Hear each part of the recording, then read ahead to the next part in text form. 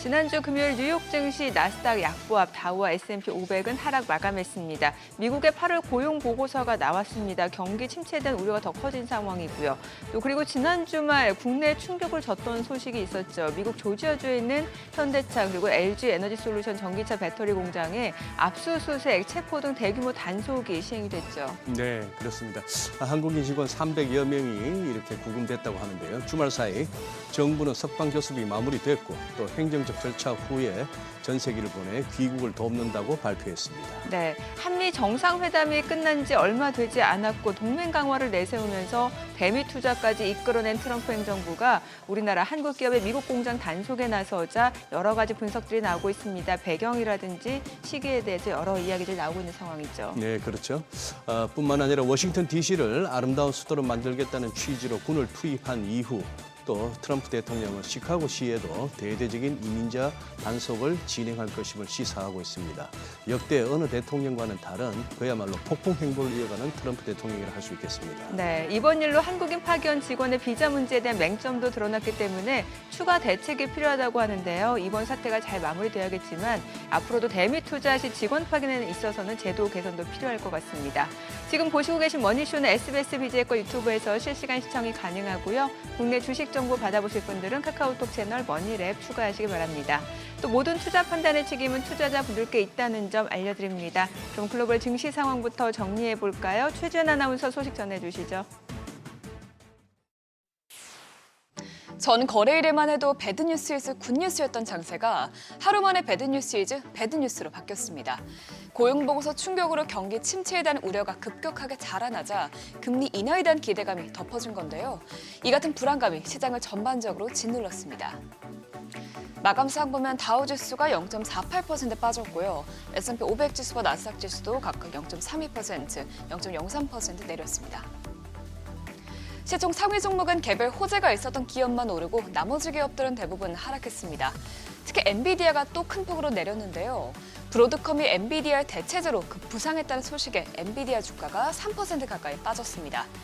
오픈 AI가 브로드컴과 협업해서 AI 반도체를 처음으로 생산할 것이라는 보도가 나오자 점점 기업들이 엔비디아에 대한 의존도를 줄이고 있다는 평가가 나온 영향입니다. 그 밖에 마이크로소프트도 2.5%, 아마존도 1% 넘게 떨어졌고요. 반면에 알파벳은 긍정적인 반독점 판결이 나온 이후 계속해서 사상 최고가 행진을 이어가고 있습니다. 시총 6위부터다 보면 조금 전 언급했듯이 브로드컴은 호질적을 발표한 데 이어서 오픈 AI라는 새로운 고객사를 확보했다는 호재에 10% 가까이 폭등했습니다. 또 테슬라는 테슬라 이사회에서 머스크의 사상 최대 보수를 지급하는 계획을 제시하면서 이날 3% 넘게 급등했습니다. 다만 금요일장은 은행주에게는 좋지 않은 날이었는데요. 경기 침체에 대한 우려감이 고개를 들면서 버크셔 해서웨이, 특히 JP모건이 큰 폭으로 떨어졌습니다. 경기 침체 우려가 떠오른 이유는 고용보고서 때문이었죠. 안 좋을 것이라고 예상했지만 생각보다 더 부진했는데요. 8월 비농업 부문 일자리는 전월 대비 2만 2천 개 증가하면서 예상치 7만 5천 개를 크게 밑돌았습니다. 심지어 이전에 발표된 6월 고용은 마이너스로 하향 조정되면서 최근 3개월 평균 고용 증가폭은 2만 9천 개에 불과합니다. 부문별로도 보면 특히나 연방정부 공무원 인력이 크게 줄어들면서 트럼프의 연방정부 개혁이 일자리에 영향을 미치고 있음을 알 수 있었습니다. 또 실업률을 상승했는데요. 8월 실업률은 4.3%로 나오면서 2021년 이후 최고치를 기록했고요. 구직 활동을 하지 않은 사람들까지 포함한 광의의 실업률 역시 8.1%로 오르면서 2021년 이후 가장 높았습니다. 월가에서는 이번 고용보고서가 나온 이후 사실상 9월 금리 인하가 확정됐다고 보고 있습니다. 이제 논의의 대상은 9월이 아니라 10월과 12월 회의 혹은 인하의 폭으로 넘어갔는데요.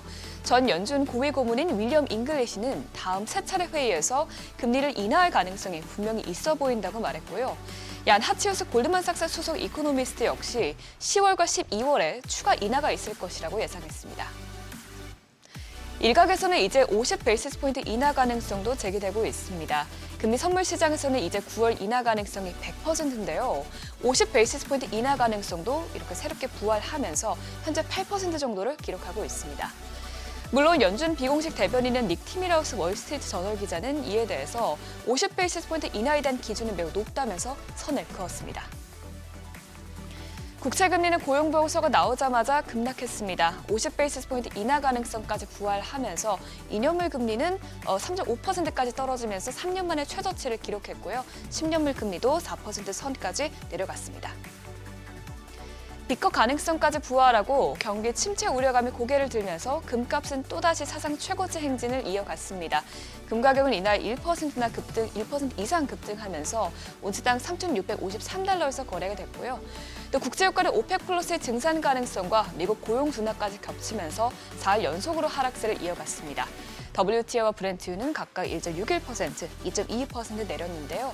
실제로 주말 사이 이뤄진 오펙 플러스 회의에서 전망대로 10월에도 원유 생산량을 늘리기로 합의가 됐습니다.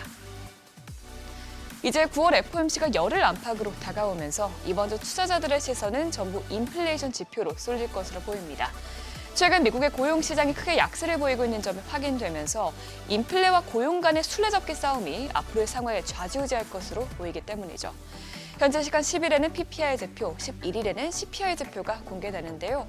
일단 현재 전문가들은 8월 CPI는 전월 대비 상승률이 2.9%를 기록할 것으로 전망하고 있습니다. 이번 지표가 어떻게 나오는지에 따라서 9월 금리 인하 폭이 점쳐질 것으로 예상되기 때문에 예의주시해야겠고요. 또 이외에도 이번 주에는 9일에 나올 이 고용보고서의 벤치마크 수정치도 살펴봐야겠습니다. 베센트 재무장관은 올해에도 최대 80만 명 정도의 일자리 하향 수정이 있을 수 있다고 보고 있는데요. 고용이 크게 하향 조정된다면 경기 둔화에 대한 우려가 더욱더 부각될 수 있기 때문에 주목해봐야겠습니다. 굿모닝 마켓이었습니다.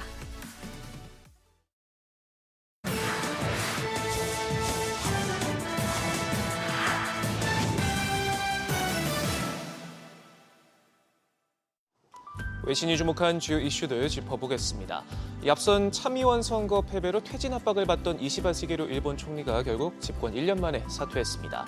보수 정당인 집권자민당 내에서 비교적 온건한 비둘기파로 평가되고 한국에 대해 파트너로서 협력해야 할 중요한 이웃나라다 강조해온 만큼 이번 사임 결정이 향후 양국 관계에 어떤 영향을 미칠지 이목이 쏠리고 있습니다. 차기 총리 여론조사에서 여성 아베로도 불리는 나카이치 사나이 전 경제안보상과 고이즈미 주니치로 전 총리 아들인 고이즈미 신지로 농림수산상이 유력 후보로 꼽히고 있는데 두 사람 모두 올해 광복절에 야스쿠니 신사를 참배했고 특히 나카이치 전 경제안보상은 한국과 갈등을 빚었던 아베 신조 전 총리의 정치 노선을 따르며 강경 보수로 꼽히는 만큼 한일 관계에 악영향을 미칠 것이라는 관측이 나옵니다. 오픈 AI가 브로드컴과 손잡고 자체 인공지능 칩 생태계 구축에 나서면서 업계 탈 엔비디아 흐름이 빨라지고 있습니다. 파이낸셜 타임즈에 따르면 오픈 AI는 이미 지난해부터 브로드컴과 협업해 AI 모델 훈련을 시작했고 해당 칩은 내년 중 출시될 예정인 것으로 전해졌는데요. 최근 브로드컴의 실적 발표 자리에서도 고객이 누군지 밝히지 않은 채 100억 달러 규모의 맞춤형 칩 생산 주문을 확보했다 밝혔는데 업계는 이 고객을 오픈 AI로 보고 있습니다. 이 같은 탈 엔비디아 흐름은 날이 갈수록 빨라지고 있는데요. 오픈 AI뿐 아니라 최근 구글 역시 직접 만든 텐서 칩을 활용해 홀로서기 연습을 마치고 본격적인 외부 영업에까지 나서는 등 엔비디아의 그늘에서 벗어나기 위한 업계 몸부림이 한층 더 격해지고 있습니다. 테슬라 이사회가 머스크에게 전례 없는 규모의 보상안을 제시하고 나섰습니다. 총 금액만 무려 1조 달러, 우리 돈 1,000조 원이 넘는데 미국 기업 역사상 최대고요. 보상안대로라면 현재 13% 수준인 머스크의 지분율은 25%로 껑충뛰게 됩니다. 다만 보상안을 받으려면 우선 1조 1,000억 달러 수준인 회사 시총을 2조 달러로 올리고 최종적으로 8조 5천억 달러에 도달시켜야 하고요. 여기에 더해 차량 2천만 대 인도, 1,000만 FSD 구독, 로봇 100만 대 인도, 로봇택시 100만 대 운행 등 조건이 뒤따릅니다. 해당 보상안은 오늘 11월 6일로 예정된 14주 총수업 표결에 붙이는데 지지부진한 테슬라의 승부수가 될지 아니면 자충수가 될지 주목해봐야겠습니다. 반도체 업계의 슈퍼홀로도 불리는 ASML도 인공지능에 손을 뻗었습니다. 유럽판 오픈 AI로 불리는 미스트라 AI 지분을 대거 확보했는데요. 새 투자 라운드를 주도하면서 총 13억 유로를 베팅해 최대 주주 자리에 올랐고요. 이번 거래를 통해 회사 이사회 의석도 확보할 예정입니다. 단순한 투자를 넘어 전략적 파트너십을 구축하겠다는 의미로 읽히는데 업계는 ASML의 이번 투자를 미국과 중국이 주도하고 있는 AI 시장에서 유럽의 기술 자립도를 높이려는 포석으로 해석하고 있습니다. 유럽연합이 시장 독점을 이유로 구글에 우리 돈 5조 원에 육박한 과징금 폭탄을 부과했습니다. 이유가 반독점 행위를 이유로 구글에 과징금을 물린 건 이번이 벌써 4번째인데 구글은 즉각 항소하겠다 나섰고 트럼프 대통령도 무역 보복을 언급하면서 반발했습니다.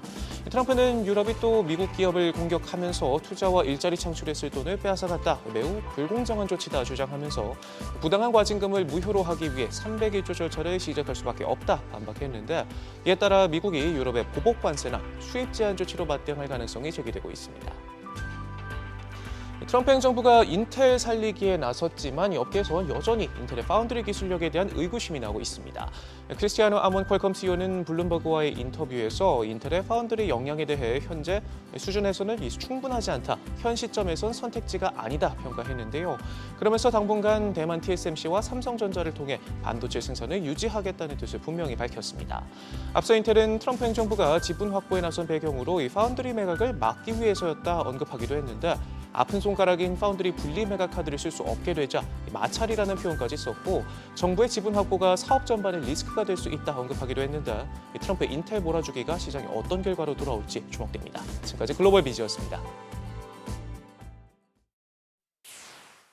지난 금요일장에서 이슈가 있었던 업종 살펴보는 기업 이슈 시간입니다. AI 메모리의 차세대 주자로 꼽히는 컴퓨트 익스프레스 링크, CXL 개발에 속도가 붙고 있습니다. 새로운 버전의 CXL 관련 제품이 출시되면서 관련 시장의 성장이 전망되는데요. 그러면서 관련주가 강하게 시세 분출했습니다. 업계에 따르면 최근 중국 팹리스 기업인 몬타지 테크놀로지는 최근 CXL 3.1 메모리 확장 컨트롤러를 출시하고 주요 고객사와 샘플링을 진행 중이라고 밝혔는데요. 삼성전자와 SK하이닉스도 몬타지의 주요 고객사 중 하나인데 이에 따라 CXL 시장에서 삼성전자와 SK하이닉스의 개발 경쟁이 빨라지고 있다는 전망이 나오고 있습니다.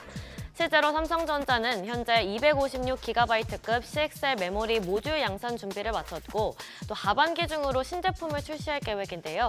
관련 시장 규모가 2028년까지 160억 달러로 확대될 것으로 예상되는 만큼 낙관적인 전망이 관측되고 있습니다. 마감 상황 보면 QRT가 8% 넘게 시세 분출했고요. 엑시콘과 파두도 6%대 강세 보였고 코리아 서키트 5.16%, 네오셈도 5% 가까이 상승으로 마감했습니다. 노란 봉투법이 국회를 통과한 이후로 사람 대신 로봇이 연일 웃고 있습니다. 노동자의 권리를 보호하겠다는 취지지만 시장은 법 시행으로 기업들의 노동 리스크 회피와 법적 불확실성 대응을 위해 로봇과 자동화 설비 도입을 가속하는 계기가 될 것으로 보고 있는데요. 이런 가운데 쿠팡이 물류 현장에 대한 자동화 로봇 투자를 대폭 확대해서 AI 퍼스트 전략을 본격화한다고 밝힌 것이 호재로 작용했습니다. 올해 상반기 쿠팡이 풀필먼트 인프라와 장비, 기술에 투자한 규모는 전년 대비 2배 가까이 급증했으며 심지어 2026년까지는 전국 9개 풀필먼트 센터에 3조 원 이상을 투자할 예정인데요. 상당 부분이 AI와 로봇 같은 첨단 자동화 기반 시설에 투입될 예정입니다. 이 소식에 관련주가 날아올랐는데 먼저 TXR 로보틱스가 26% 넘게 시세 분출했고요. 또 코닉 오토메이션은 국내 최초로 쿠팡 풀필먼트 센터에 자동화 시스템을 구축했는데 이에 따른 수혜 기대감으로 주목을 받으면서 19% 넘게 시세 분출했고 두산도 8%대 강세 보였고요. 현대모백스 7.54%, Y2솔루션도 5.43% 상승으로 마감했습니다. 중국 정부가 미국과의 관세 갈등 속에서 미국산 특수 광섬유 제품에 대한 반덤핑 조치를 단행했습니다. 중국 상무부는 4일부터 미국에서 수입되는 차단 파장 이동형 단일 모듈 광섬유에 대해 최소 33.3%에서 최대 78.2%까지의 관세를 부과한다고 발표했는데요. 이번 조치 대상인 차단 파장 이동형 단일 모듈 광섬유는 해저 케이블이나 장거리 고속통신망에 주로 사용되는 고부가 가치 제품입니다. 글로벌 외신들은 이번 중국의 조치가 최근 미국 정부의 반도체 규제 강화 움직임과 맞물려 있다고 해석을 했는데 이 과정에서 우리 기업들의 수혜를 볼 수 있다는 기대감이 커지면서 관련주가 좋은 흐름 보인 것으로 풀이됩니다. 마감 상황 보면 오늘 ENM이 13% 넘게 시세 분출했고요. HFR 9.58%, KMW도 8.72% 강세 보였고 이노와이어리스와 RFHIC 모두 8%대 강세 보였습니다. 마지막으로 뉴욕 증시에서의 반도체 훈풍을 이어받아 관련주가 상승했습니다. 미국 반도체 기업인 브로드컴이 장 마감 후 예상치를 웃도는 호실적을 발표했는데요. 맞춤형 AI 가속기와 네트워킹 등의 분야에서의 강세로 기록적인 매출액을 달성했습니다. 이런 가운데 새로운 고객으로부터 100억 달러의 AI 주문을 받았다고 밝혔는데, 그리고 해당 고객이 오픈 AI로 드러났습니다. 오픈 AI가 내년에 자체 설계한 AI 반도체를 처음으로 생산할 예정인 가운데, 이 과정에서 브로드컴과 협력해서 AI 모델을 훈련하고 가동할 칩을 개발해온 건데요.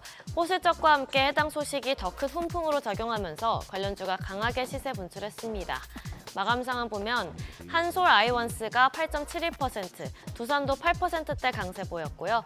FST 5.75%, BCNC 5.29%, 마지막으로 하나머티리얼즈도 5% 가까이 상승으로 마감했습니다.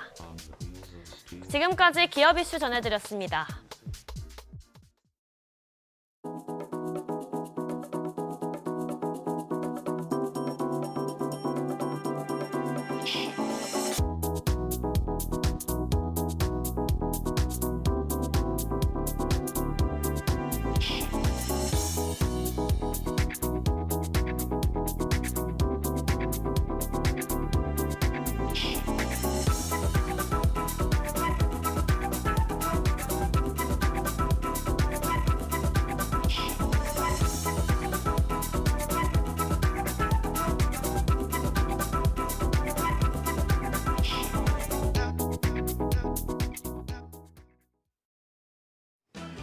지난주 국내 증시는 양대 지수 나흘 연속 상승세를 이어갔습니다. 허니문 랠리 이후 세법 개정 논란에 발목 잡혀 2달째 횡보하고 있는 증시, 박스권 탈출 기대감이 높아지고 있습니다. 그간 박스권을 벗어나려는 시도가 나올 때마다 외국인 매도세에 막혀서 번번이 무산됐었는데요. 이번 주는 어떨까요? 금리 인하 기대가 더욱 높아진 상황이지만 우리가 쉬는 사이에 또 미국에서 한국인 구금 사태가 발생하며 그 리스크가 불거졌죠. 조기 수습되긴 했지만 미국과의 관계에 대한 우려의 목소리가 나오는 만큼 이 부분 확인하시면서 시장 대응 전략 세우셔야겠습니다. 그럼 전 거래를 복귀하면서 이번 주 투자 포인트 체크하시죠. 지난주 마지막 거래일 코스피 3,200선 지켜냈고 코스닥도 한 달 만에 810선을 되찾았습니다. 뉴욕 증시에서 브로드컴 실적 발표가 나온 이후에 AI에 대한 의구심이 덜어지며 국내 증시에서도 AI 밸류체인이 강세를 보였고요. 또 금리 인하 기대감에 제약바이오 쪽 강세가 이어지면서 코스닥이 이틀 연속 코스피 대비 더 강했습니다. 증시가 박스권 상단으로 올라서니 외국인 다시 소극적인 모습을 나타냈습니다. 유가증권 시장에서 1,400억 원 가까운 매도 우위였습니다. 4거래일 만에 기조를 바꿨고요. 개인은 552억 원 순매도했고 기관만 홀로 1,124억 원 순매수하며 지수의 상승을 이끌었습니다. 반면 코스닥 시장에선 외국인 사자 포지션 취했습니다. 451억 원 순매수했고 기관도 331억 원 매수 우위였습니다. 여기서는 개인만 홀로 700억 원 가까이 팔아냈습니다. 코스피 시가총액 상위 종목단에서는 반도체와 바이오 대표주가 강했습니다. 삼성전자는 7만 원을 내줬지만 SK하이닉스 2분기에도 디램 점유율이 삼성전자를 추월했다는 소식이 나오며 3%대 강세 기록했습니다. 그리고 금리 인하 기대감에 삼성 바이오로직스도 1% 넘게 올랐습니다. LG 에너지솔루션은 2%대 약세, 그리고 현대차도 하락했는데요. 장중에 미국이 현대차와 LG 에너지솔루션의 합작 배터리 회사 공사 건설 현장에서 한국인 300여 명을 체포했다는 소식이 나왔었고 주말 사이에 사태가 수습이 됐는데 리스크가 해소될지 아니면 미국 투자에 대한 리스크가 더 커질지 주가 방향 체크하셔야겠습니다. 코스닥 시총 상위단에선 제약 바이오주가 대체로 강했습니다. 알테오젠과 파마리서치 등이 상승했는데 특히 ABL 바이오는 알츠하이머병 치료제 기술 이전 기회가 커지고 있다는 전망에 주가가 8% 가까이 뛰었습니다. 환율은 소폭 내렸습니다. 정규장 마감 시간 달러 기준 1원 50전 내린 1,391원에 거래를 마쳤습니다. 이후 시장에서 기다리던 미국의 고용 보고서가 발표됐죠. 고용 상황이 예상보다 악화한 것으로 나오자 금리 인하 기대감이 커졌고 달러 약세에 원화 강세 흐름이 나타났습니다. NDF에서 6일 새벽 달러원 1개월물은 1,386원까지 내렸는데요. 오늘 외환시장 하락 출발할 것으로 예상됩니다. 이번 주는 미국의 경제지표가 박스권 탈출의 변수가 될 전망입니다. 10일에 미국의 지난달 생산자 물가지수가 나옵니다. 지난주 고용 쇼크로 미 연준의 금리 인하가 거의 확정된 상황인데 이번 주는 인플레이션이 최대 변수가 되겠습니다. 목요일에 가장 중요한 미국의 지난달 소비자 물가 지표가 발표됩니다. 미 연준 FOMC 회의를 일주일 앞두고 나오는 마지막 인플레이션 데이터라 결정적인 역할을 할 것으로 보여집니다. 한편 유럽중앙은행은 정책 금리를 결정합니다. 업종과 섹터에 영향을 줄 이벤트들도 줄줄이 예정이 돼 있습니다. 오늘 북미 재생에너지 전시회가 열리고 내일은 IAA, 모빌리티, 위넨보터 쇼가 개최됩니다. 또 두나무 업비트 D 컨퍼런스도 열리는데요. 더불어서 미 서부 시간으로 오전 10시, 우리 시간으로는 수요일 새벽에 애플이 신제품 라인업을 공개합니다. 에너지와 자동차, 가상자산, 아이폰 관련주까지 모두 영향을 받을 수 있겠습니다. 한편 전 거래일 시간외 거래에서는 원자력 발전 관련주가 상승했습니다. AI 의구심이 해소되면서 AI 발전으로 전력 수요가 급증함에 따라 투자 확대가 기대되는 원전 쪽이 다시 부각되는 것으로 보입니다. 오늘 장에서 어떤 흐름 보여줄지 지켜보시죠. 그럼 프리마켓 통해서 개장 분위기 가늠해 보겠습니다. 우리가 쉬는 사이에 뉴욕 증시는 고용 냉각과 경기 둔화 우려에 3대 지수 모두 하락 마감했는데요. 현재 코스피, LG 에너지 솔루션 제외하고 나머지 종목들은 흐름 좋아 보입니다. 삼성전자가 0.43% 반등하며 거래가 69,800원이고요. SK하이닉스가 상승세 이어가고 있습니다. 프리마켓에서는 1.46% 강세, 거래가는 277,500원입니다. LG 에너지 솔루션은 아무래도 한국인 구급 리스크가 있었기 때문에 좀 타격을 받을 것으로 전망이 되는데요. 현재 2.3% 내림세, 거래가는 33,500원이고요. 한편 삼성 바이오로직스가 0.2% 가까운 오름세, 한화 에어로스페이스도 0.3% 올라갑니다. 거래가 923,000원으로 집계되고 있습니다. 코스닥 시총 상위 종목을 보면 시총 1위 알테오젠만 상승세 이어가고 있습니다. 코스피 이전 상장 기대감이 불거진 이후에 계속해서 오름세 이어가고 있는데요. 2.5% 강세 487,500원이고요. 반면 에코프로비엠이 1% 내림세로 115,400원, 펩트론이 0.5% 가까운 내림세, 거래가 302,000원입니다. 더불어 에코프로도 0.9% 하락합니다. 프리마켓에서는 거래가 49,350원 나타내고 있습니다. 파마리서치는 보합권에서 움직입니다. 금리 인하 기대는 계속 커지고 있지만 오늘 국내 증시 박스권 상단에서 미국의 경기 둔화 우려를 반영하며 출발해야 하는 상황입니다. 코스피 3,200을 넘긴 가운데 외국인들이 다시 소극적인 태도를 취하고 있어서 오늘은 외국인들의 움직임 예의주시하시면서 개장 준비하셔야겠습니다. 지금까지 어제장 오늘장이었습니다.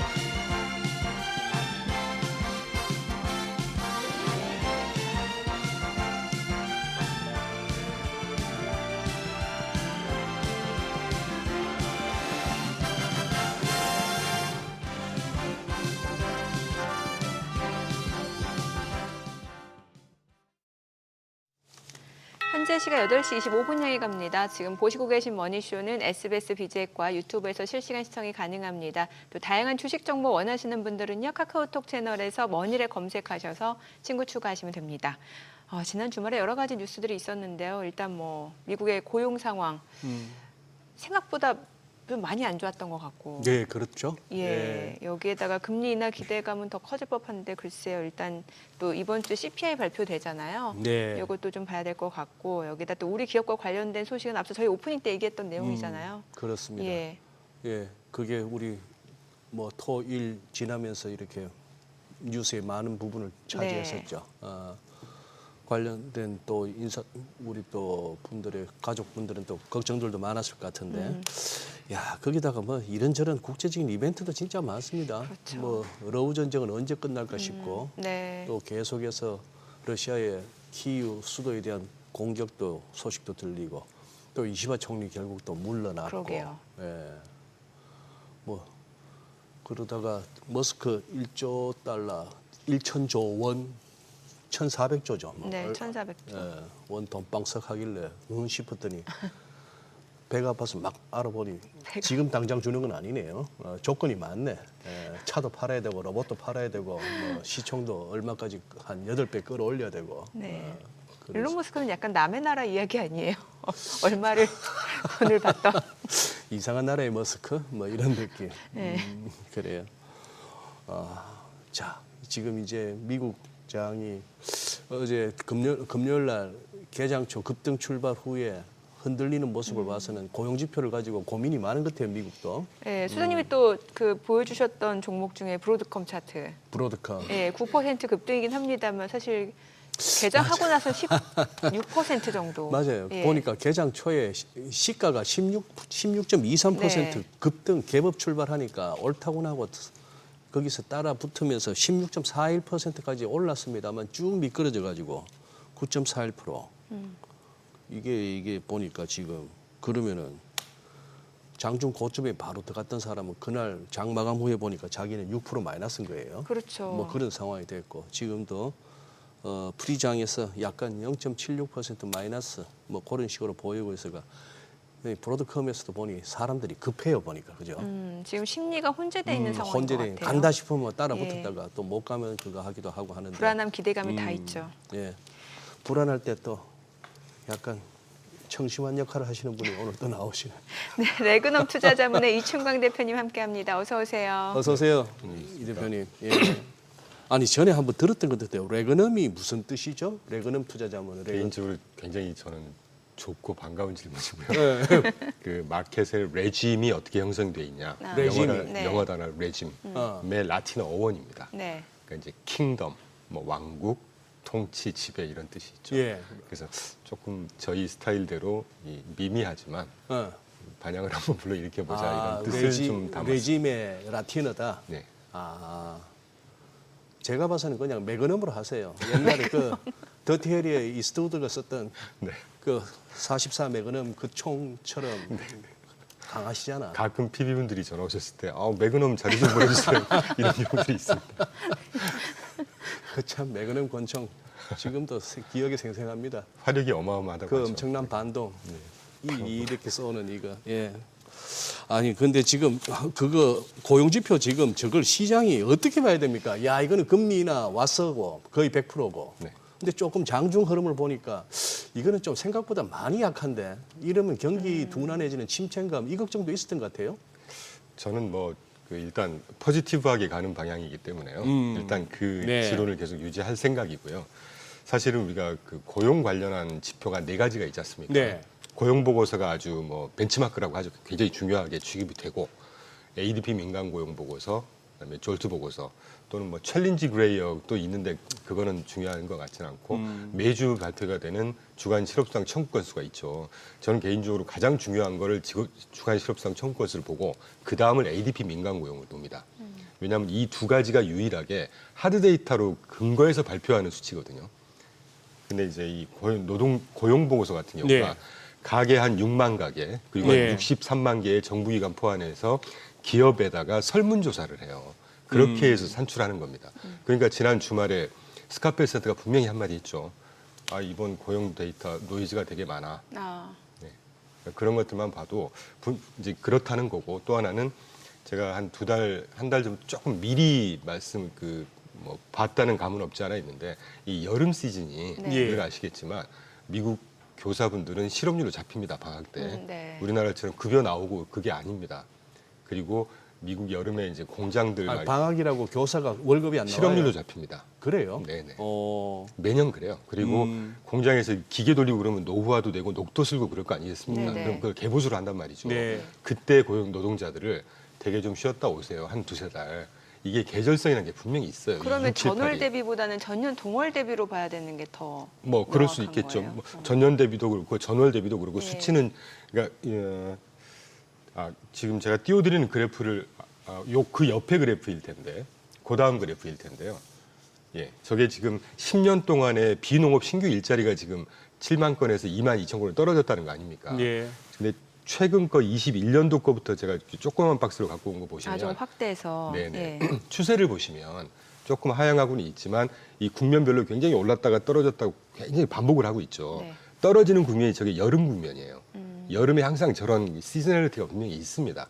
그렇기 때문에 사실은 제가 지난달에 8월 발표하는 게 25만 8천 건 5, 6월 달에 많이 줄어들어서 8월 달에는 좀 늘지 않겠냐라고 저도 보기 좋게 빗나갔는데 네. 요번 이제 9월 달 거 발표하는 것, 요 다음 달 발표하는 고용 보고서는 지금보다는 그래도 조금 상승하는 폭으로 분명히 나오지 않을까 하는 생각이 듭니다. 그래서 아까 소장님께서 이제 시장이 조금 그 과하게 반응한 거라고 말씀해 주셨는데 네. 저의 시각에서는 예.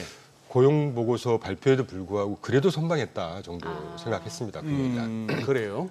그 정도면 예. bad is bad라고 만약에 이게 시장에서 받아들였다고 하면 지수 기준으로 거의 1% 이상 빠져야 되는 그런 정도의 사실은 쇼크였잖아요. 예. 네. 근데 나스닥 같은 경우는 거의 마이너스 0.02 정도밖에 안 빠졌고 S&P 500 0.3, 0.4 마이너스 수준 그 정도면 저는 선방했다고 보고 있습니다. 저는 아까 굿모닝 마켓에서 시총 10위까지 이렇게 주가 흐름을 얘기하는 거 보면서 아무리 브로드컴이 9%대 급등, 테슬라도 3%대 급등이었지만 10개 중에 그 시총 큰 애들이 그렇게 2, 3%씩 빠지고 했는데도 지수가 저렇게밖에 안 밀렸다? 거의 보합이다? 네. 그건 기술 빅테크들 말고는 나머지는 그렇게 많이 안 빠졌다 내지는 바로 올랐다고도 볼 수 있는. 맞습니다.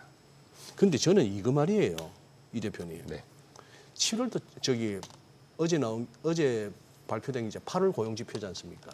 근데 항상 이렇게 그 전달 거를 갖다가 수정하는데 네. 이게 6월께 아주 황당했잖아요. 맞아요. 예.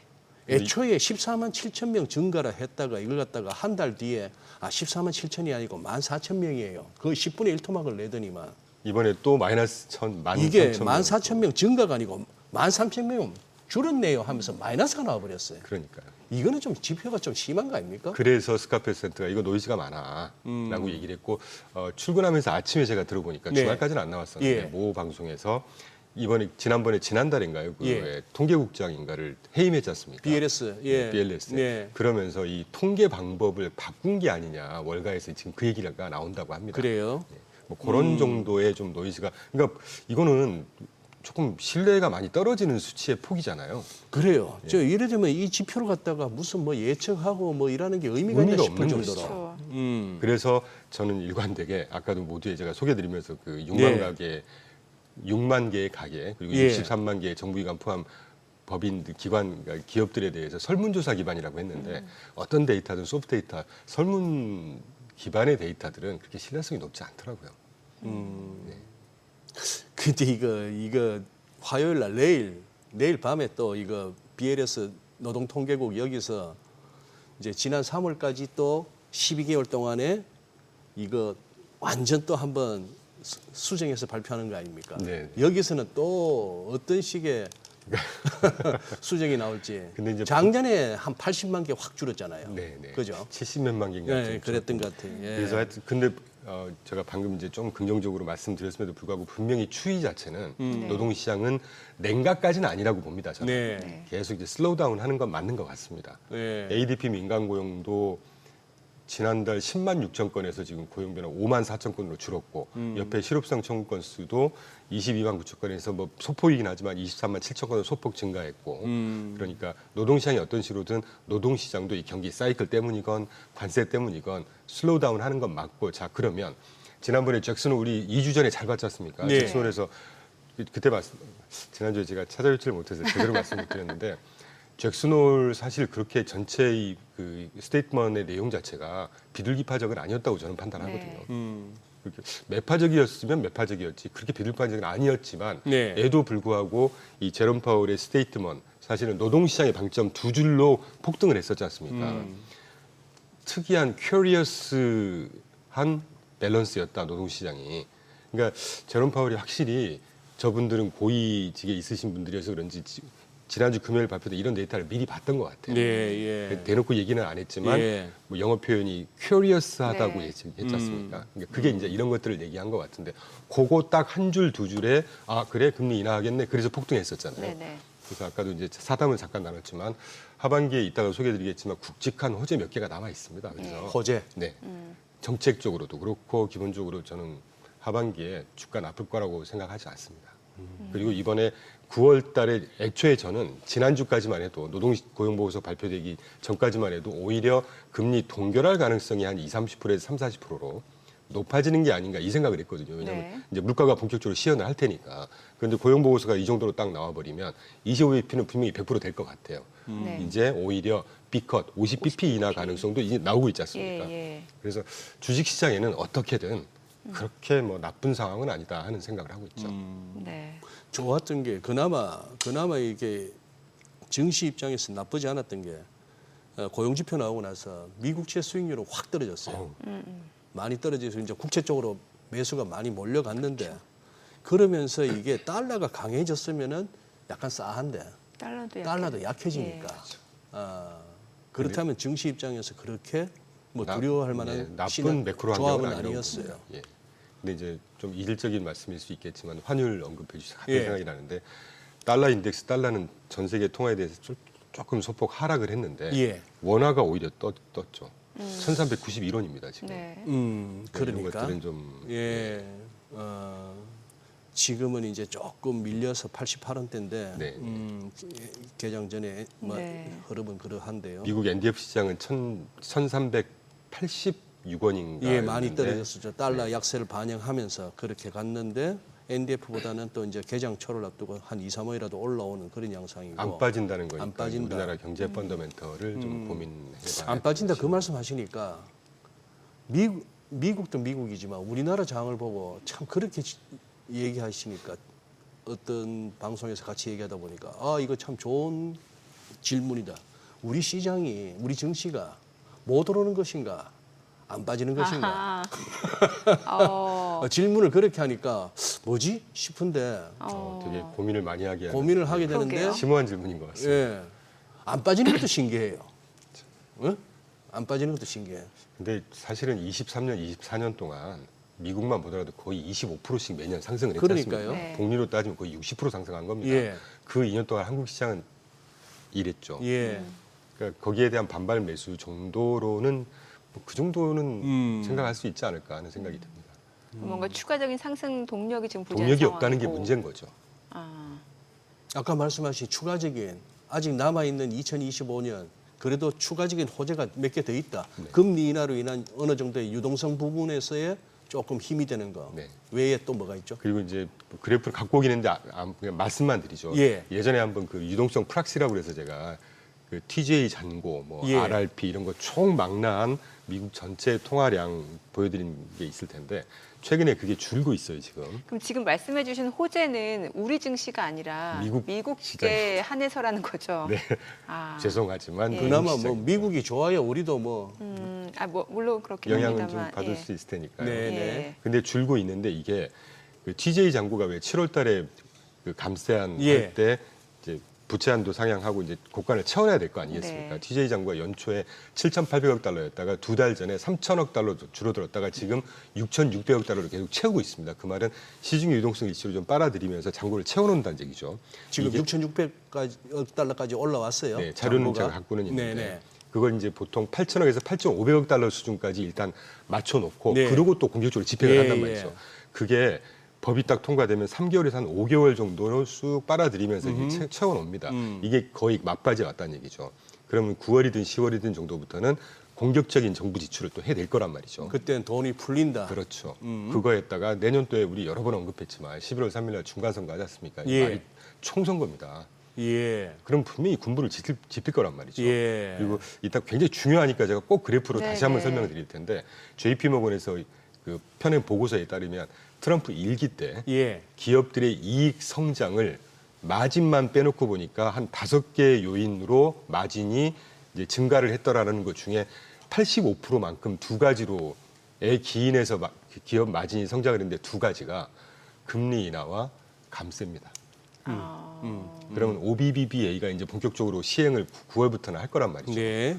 그런 것들만 일단 보도록. 그리고 무엇보다 가장 중요한 게 2, 4분기 가장 저조했던 기업 실적 전망치가 2, 4분기 바닥 딱 찍고 바텀아웃해서 지금 뭐 3, 4분기, 4, 4분기 내년 1, 4분기, 2, 4분기로 두 자릿수 중반까지 지금 계속 전망치가 나오고 있거든요.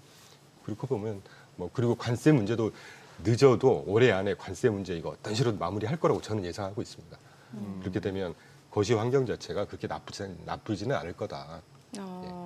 아니 그런데 그 관세 얘기 주셨으니까 제가 어떤 뉴스 찾아보니까 2026년이나 돼야 대법원 판결이 나올 거라고 하는데 이거는 역으로 얘기하면은 그때까지 지금 트럼프의 관세 부과가 계속해서 이어질 수 있다라는 거잖아요. 그렇죠. 그렇게 생각할 수도 있고 만약에 예. 단기적으로 이게 진짜 최종 위법이야라고 해도 네.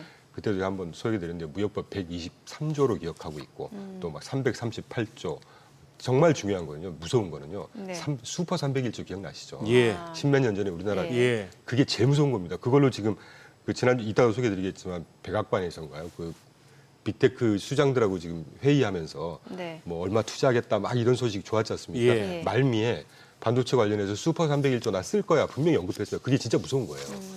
이 상호관세가 더 무서운 게 슈퍼 301조입니다. 그러니까 근거 법안을 바꿀 수도 있다는 거죠. 아 그럼요. 그리고 또 엄밀한 저의 해석인데 네. 죄송하지만 지난주에 찾아뵀어요 이런 말씀 드렸었는데 참 너무 죄송한 것 같은데 이번에 그 법원에서 내린 판결문을 정확하게 뜯어보면 네. 이게 대통령이 그 IEEPA의 근거에서 때린 상호관세가 위법이다라고 그렇죠. 표현을 했지만 예. 그게 조금 더 뜯어보면 예. 대통령이 쓰지 말라는 겁니다. 이건 의회 권한이지 네가 남용하지 마 이거거든요. 예. 그러면 지금 공화당이든 민주당이든 상원이든 하원이든 공화당이 지배하고 있는 상황을 네. 놓고 볼 때 네. 시차가 조금 있을 뿐이지 가능성 자체로 보면 그대로 유지될 가능성이 높지 않겠습니까? 그러게요. 이제 그런 생각들을 하고 있는 것이죠. 지금 저 자료 화면, 저 영상이 나오고 있습니다만 저게 이제 로즈가든 새 단장 하고 나서 빅테크 수장들 네, 로즈가 멜라니아 여사가 초청해서 이제 오찬인가 만찬인가 하는 네. 장면인데 만찬할 때 바로 트럼프 대통령 오른쪽에 마크 저커버그가 앉아 있고 멜라니아 왼쪽에 거기 빌 게이츠가 앉아 있고 저 맞은편에 뒤통수 보이는 양반이 그 구글 CEO 그 이름 뭡니까 그. 야 근데 저커버그도 잘하더만요 짜웅.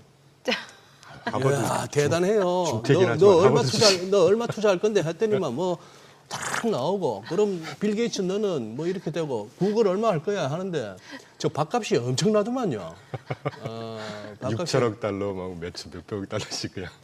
근데 저는 저커버그의 표정이나 그 구글의 무슨 차이 그 CEO 이렇게 뒤통수밖에 안 보였습니다만 표정이 얼추 보이는 게 얼마나 속으로 떨고 있었을까. 2020년 그때 선거 때 2020년 선거 때 저 뭡니까 페이스북하고 유튜브 이런 쪽에서 얼마나 트럼프 대통령을 괴롭혔습니까? 참고로 계정 폭파하고 네, 그때 당시에 예. 일론 머스크 테슬라만 빼고 나머지 빅테크 기업들의 전부 안티 트럼프였죠. 예. 지금은 이제 살려주십시오 하고 있는데 그래 뭐 속으로는 뭔 생각을 하는지 모르겠습니다. 저분도 참 포커페이스예요. 너 얼마 투자할 거야? 뭐 이런 식으로 하니까. 근데 저기서도 그걸 바로 금액을 바로 적어갖고 사인 받아야 되는데 말로만.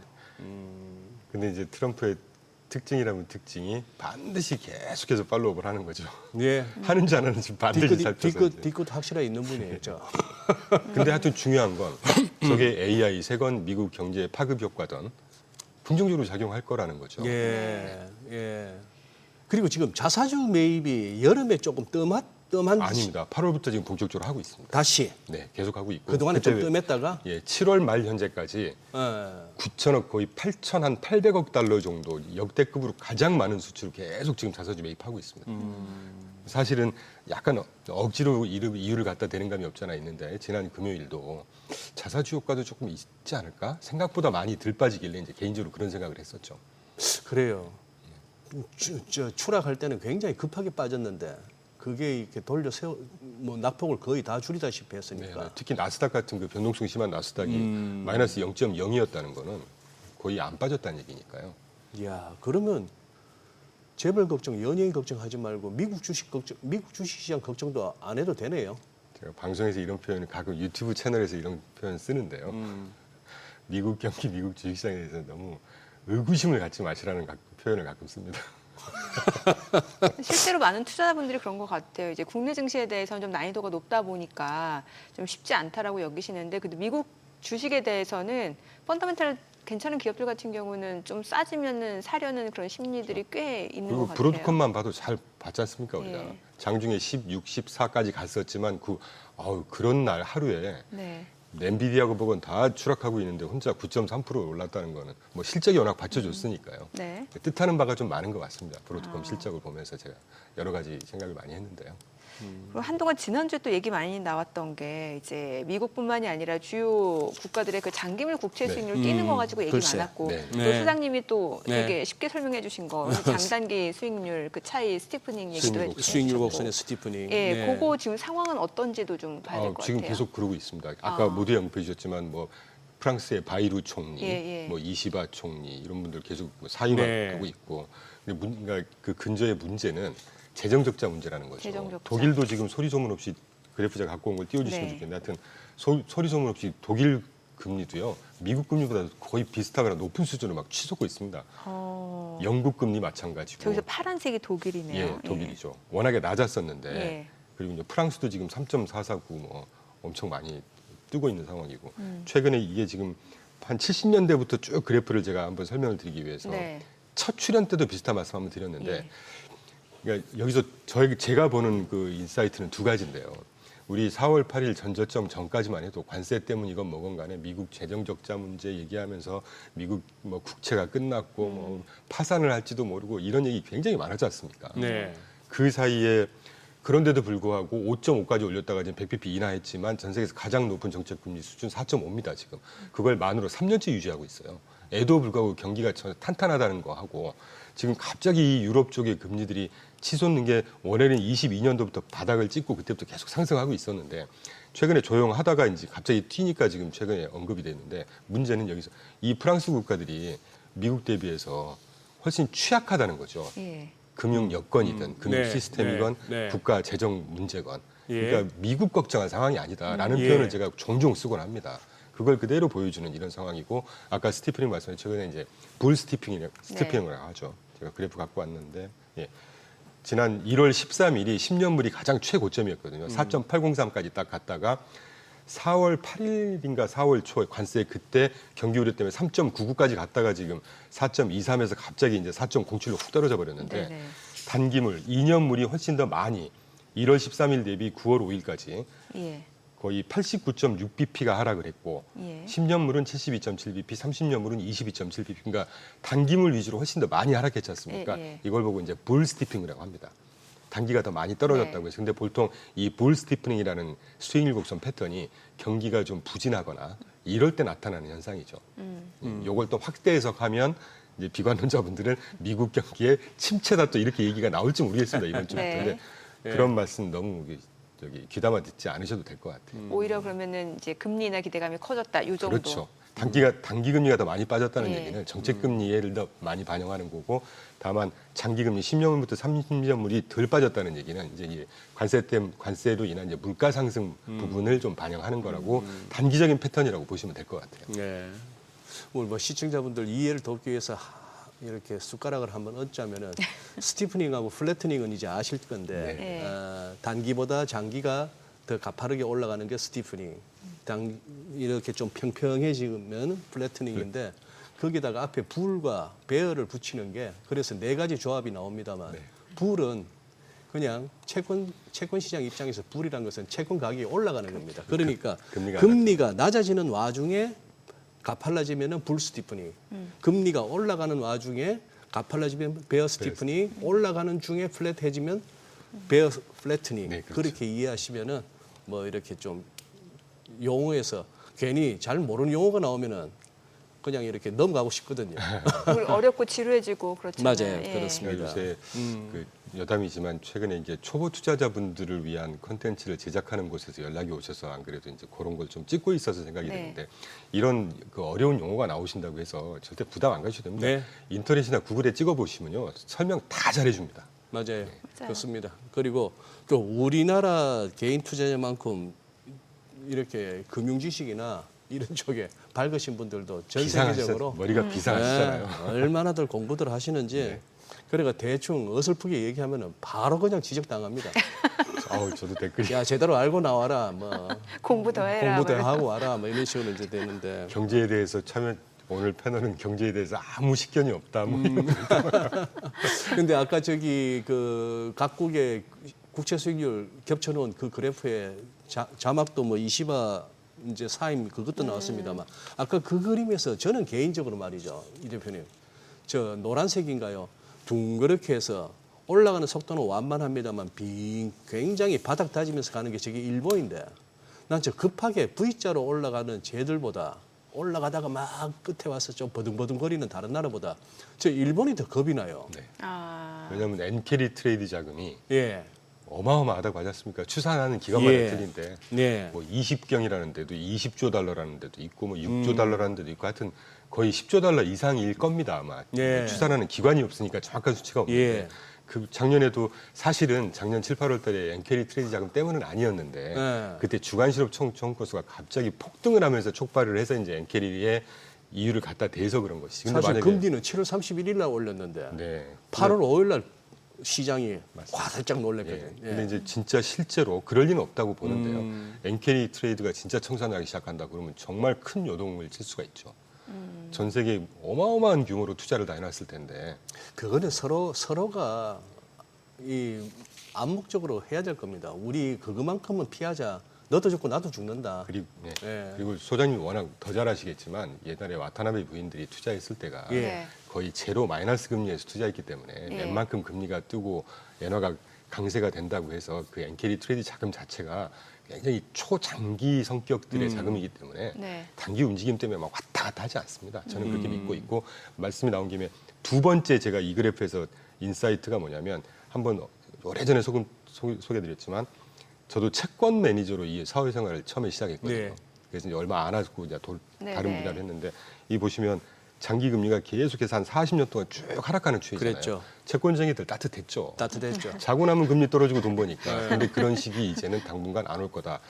2020년 팬데믹 때가처럼 지금 바텀아웃이 보이시겠지만 정확하게는 2015년, 2016년 정도가 한번 딱 바텀업 하는 추세가 있다가 몇 년 쭉 올라가다가 팬데믹 때 경기가 안 좋아지니까 떨어졌다가 이제 바텀아웃 하고 있거든요. 네. 이게 장기 추세가 이제 뉴노멀화가 되지 않나 하는 생각이 들고 있습니다. 그래서 네. 최근에 4.07까지 10년물 금리가 갑자기 하루 만에 훅 떨어지긴 했지만 다시 분명히 되팀이 있을 거예요. 그래서 막 3.5 가고 3% 가고 그렇게 가능성 높지 않다. 그래서 그래요. 이제 소장님이 왜 그 일본 10년물 국채 수익률이 약간 걱정이 되는지는 알 것 같은 게 이게 둥글게는 올라가고는 있는데 그 기울기를 보면은 다른 나라 대비로는 약간 가파르게 가는 거예요. 그 기울기라는 걸 이렇게 네, 지금 그래프도 그렇게 보여주고 있습니다. 그래서 그게 아마 조금 우려가 되시는 것 같다라는 말씀을 해주신 것 같아요. 그리고 지금 이제 차기 총리로 지명될 사람이 네. 또 이제 어떤 식의 정책을 갖다가 표방할지 우리 세금 깎아줘 재정 지출 늘려 하면 이건 더 올라갑니다. 더 올라갈 수도 예, 있죠. 그래요. 그런 것들을 좀 봐야 될 것 같습니다. 네. 자, 지금 시각 8시 54분 향해 갑니다. 오늘 양시장 호가 상황 좀 체크해 보도록 하겠습니다. 먼저 코스피 예상 체결지수부터 좀 확인해 볼게요. 오늘 코스피 강보합권 예상됩니다. 3,209, 코스닥 0.5% 상승 예상되고요. 지금 815로 나타나고 있죠. 시가총액 상위 종목 예상가 보겠습니다. 삼성전자 오늘 0.5% 상승 예상되고요. 호가는 69,900원, SK하이닉스 2% 강세가 예상됩니다. 예상 체결가는 279,500원이고요. LG 에너지솔루션이 2% 하락 예상됩니다. 호가는 33만 5천 원, 삼성 바이오로직스 보합 예상되고요. 하나 에어로스페이스가 0.8% 하락 예상됩니다. 예상가 91만 2천 원이고요. 현대차입니다. 지금 0.6% 하락 예상되고요. 호가는 21만 8,500원, 기아 0.8% 내림세가 예상되고요. 삼성전자, 우선주, HD현대중공업 모두 하락 출발 예상되고 KB금융도 지금 호가는 10만 8,100원으로 집계가 되고 있습니다. 코스닥 시가총액 상위 종목 예상가도 보도록 하겠습니다. 알테오젠 오늘 2.8% 상승 예상되고 있습니다. 최근에 6거래일 연속 상승세 이어왔고 오늘 추가적으로도 강세가 예상됩니다. 호가 48만 9천 원, 에코프로비엠, 에코프로는 각각 1% 하락 예상되고요. 예상가 11만 4,700원, 4만 9,150원이고 팩토론 지금 호가 30만 1,000원으로 집계가 되고 있습니다. 이 가운데 파마리서치가 1.5% 상승 예상되고요. 예상가 64만 원. 리가캠바이오입니다. 오늘 3% 강세가 예상됩니다. 지금 호가는 15만 7,200원. ABL바이오, HLB 모두 1% 상승 예상되고요. 레인보로보틱스도 지금 예상 체결가 27만 7,500원 상승 예상되네요. 삼천당제약도 호가 20만 1,500원으로 나타나고 있습니다. 이제 개장까지 4분 남았는데요. 일단 오늘 양시장 코스닥 쪽 조금 더 상승 탄력이 좀 있을 것으로 보여지고 제약바이오 쪽이 호가 분위기는 좀 좋아 보이네요. 예. 그러네요. 그리고 예. 현대차는 생각보다 그렇게 주가 글쎄 이제 뚜껑을 열어봐야겠습니다만 주가에 큰 영향을 주지 않을 것 같고요. 예. 그래도 뭐 미국이 한참 건설 중인 그 합작 공장에 네. 건설을 갖다 막겠다는 뜻은 아니잖아요. 예, 예. 이번 사태가 이렇게 주는 어떤 외교적인 시사점이 있는데 거기에 잘 읽고 대응해야 될 것 같아요. 예. 타이밍이 참 공교롭죠. 뭐 여러 가지로 많은 얘기들이 나올 수 있는 그런 상황이었습니다. 네. 근데 요거는 한번 여쭤봐야 될 것 같은데 브로드컴의 급등이 물론 짱대 연봉이고 고점 대비 많이 밀리면서 하락은 했습니다만 전일 대비 무려 9% 넘는 급등이었어요. 그리고 마이크론도 그렇고 그 다음에 또 어디였습니까? 좌우지간 우리도 AI칩 만들겠다 하는 데가 여기저기서 많이 나오잖아요. 자, 엔비디아하고 이 부분을 갖다 이제 조금 우리 투자하고 계신 분들이 어떻게 대응을 하셔야 될지 좀 그걸 주시면은. 그 AI 측면에서 먼저 좀 말씀드리면 네. AI의 초반에 이제 범용 반도체 GPU를 기반으로 해서 만든 게 예. 엔비디아였죠. 예. 그 수혜를 많이 받았다고 봅니다. 지금까지. 예. 그리고 제가 이 자리에서도 한 번인가 언급드렸는데 이제 앞으로는 이 범용 반도체, AI용 반도체에서 이제 스페셜라이즈된 맞춤형 반도체 시대가 올 거다. 왜냐하면 AI가 보편화되고 범용화될수록 그 AI를 기반으로 해서 속된 표현으로 써먹을 만한 분야들이 막 세분화될 거 아닙니까? 네. 거기에 특화되어 있는 게 지금 브로드컴이거든요. 그러니까 거기에 일환으로 오픈 AI가 자체 AI 칩 만들겠다고 한 그거를 같이 그 합작을 하자라고 한 것도 이번에 상승 탄력이 큰 동인 중에 하나였습니다. 브로드컴에. 그런 소식들이 계속 나올 거고 조금 더 확장해 보면 그 어디 알리바바에선가 또 반도체 AI 맞아요. 만든다고 예. 그런 것들도 자체치. 예, 이제 물론 이제 뭐 물론 범용이긴 추론이냐, 합니다만, 예. 그렇죠. 이제 그런 것들이 이제 계속 되지 않겠습니까? 엔비디아가 언제까지 뭐 엔비디아 독주 체제가 될 거라는 생각은 저는 안 했고 그때 정민 앵커님 한번 기억나신지 모르겠는데 제가 넥스트 엔비디아가 브로드컴이 될 것 같다라고 표현 드린 적이 있거든요. 예. 사실은 그래서 제가 개인적으로 좀 연초에 샀는데 약간 사심 있는 멘트인데. 기분이 좋죠. 그래서 식사를 한번 제가 모시겠습니다. 그래서 제가 자랑할 봤던- 때는 예. 일단 밥부터 사고. 그러니까요. 네. 그래서 이 브로드컴 같은 회사들이 이렇게 실적이라든가 넥스트, 이 AI의 다음 챕터, 그러니까 AI를 굳이 우리가 단계별로 보면 인프라 초기 투자도 아직 안 끝났지만 네. 여기에 여기에 기반으로 이제 그 범용 반도체, AI용 반도체가 이제 기반을 깐다면 그 다음부터는 또 이제 맞춤형 반도체 여러 가지 앱이 또 필요할 테니까 그런데 초입에 딱 있는 회사가 저는 네. 제가 뭐 종목에 그렇게 막 심도 있는 전문가는 아니지만 브로드컴 같은 회사가 그런 회사라고 보고 있죠. 저 CEO 이름이 옥탄요? 네, 혹탄? 혹탄입니다. 혹탄. 자, 이제 우리가 머스크는 뭐 누가 해도 알고 젠슨 황도 압니다만 이제 브로드컴 CEO도 좀 알아야겠는데 뭐 하시는 분입니까? 어느 나라 사람이에요? 죄송하지만 저도 찾아보지 못했습니다.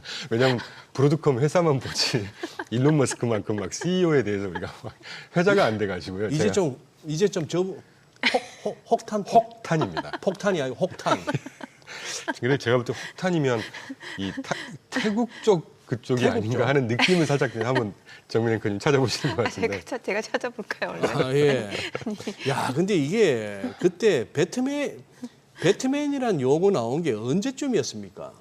그게 작년 자- 초. 네. 작년 말쯤이었던가? M7은 훨씬 전에 나왔고 M7은 훨씬 전에 나왔고. 브로드컴이 작년 중반 정도부터 했던 걸로 기억납니다. 야, 그 M7이 그 배트맨 얘기 나왔을 때 샀더라도 이거는 뭐 대박이네. 거의 더블이네. 예. 제가 200불 땐가 진입했으니까요. 200불 때 사셨다고? 네. 그냥 밥 갖고는 안 되겠는데 이거 고기인데. 네. 금액이 작아서. 예. 그래서 이런 추세는 계속 상승 탄력은 가져가지 않을까 하고 이번에 또 네. EPS 성장률도 굉장히 알겠습니다. 탄력적으로 잘 그래요. 나와서요. 네. 중국계 말레이시안 1위. 중국계 말레이시아. 오늘 국내 증시로 확인해 보자 개장합니다.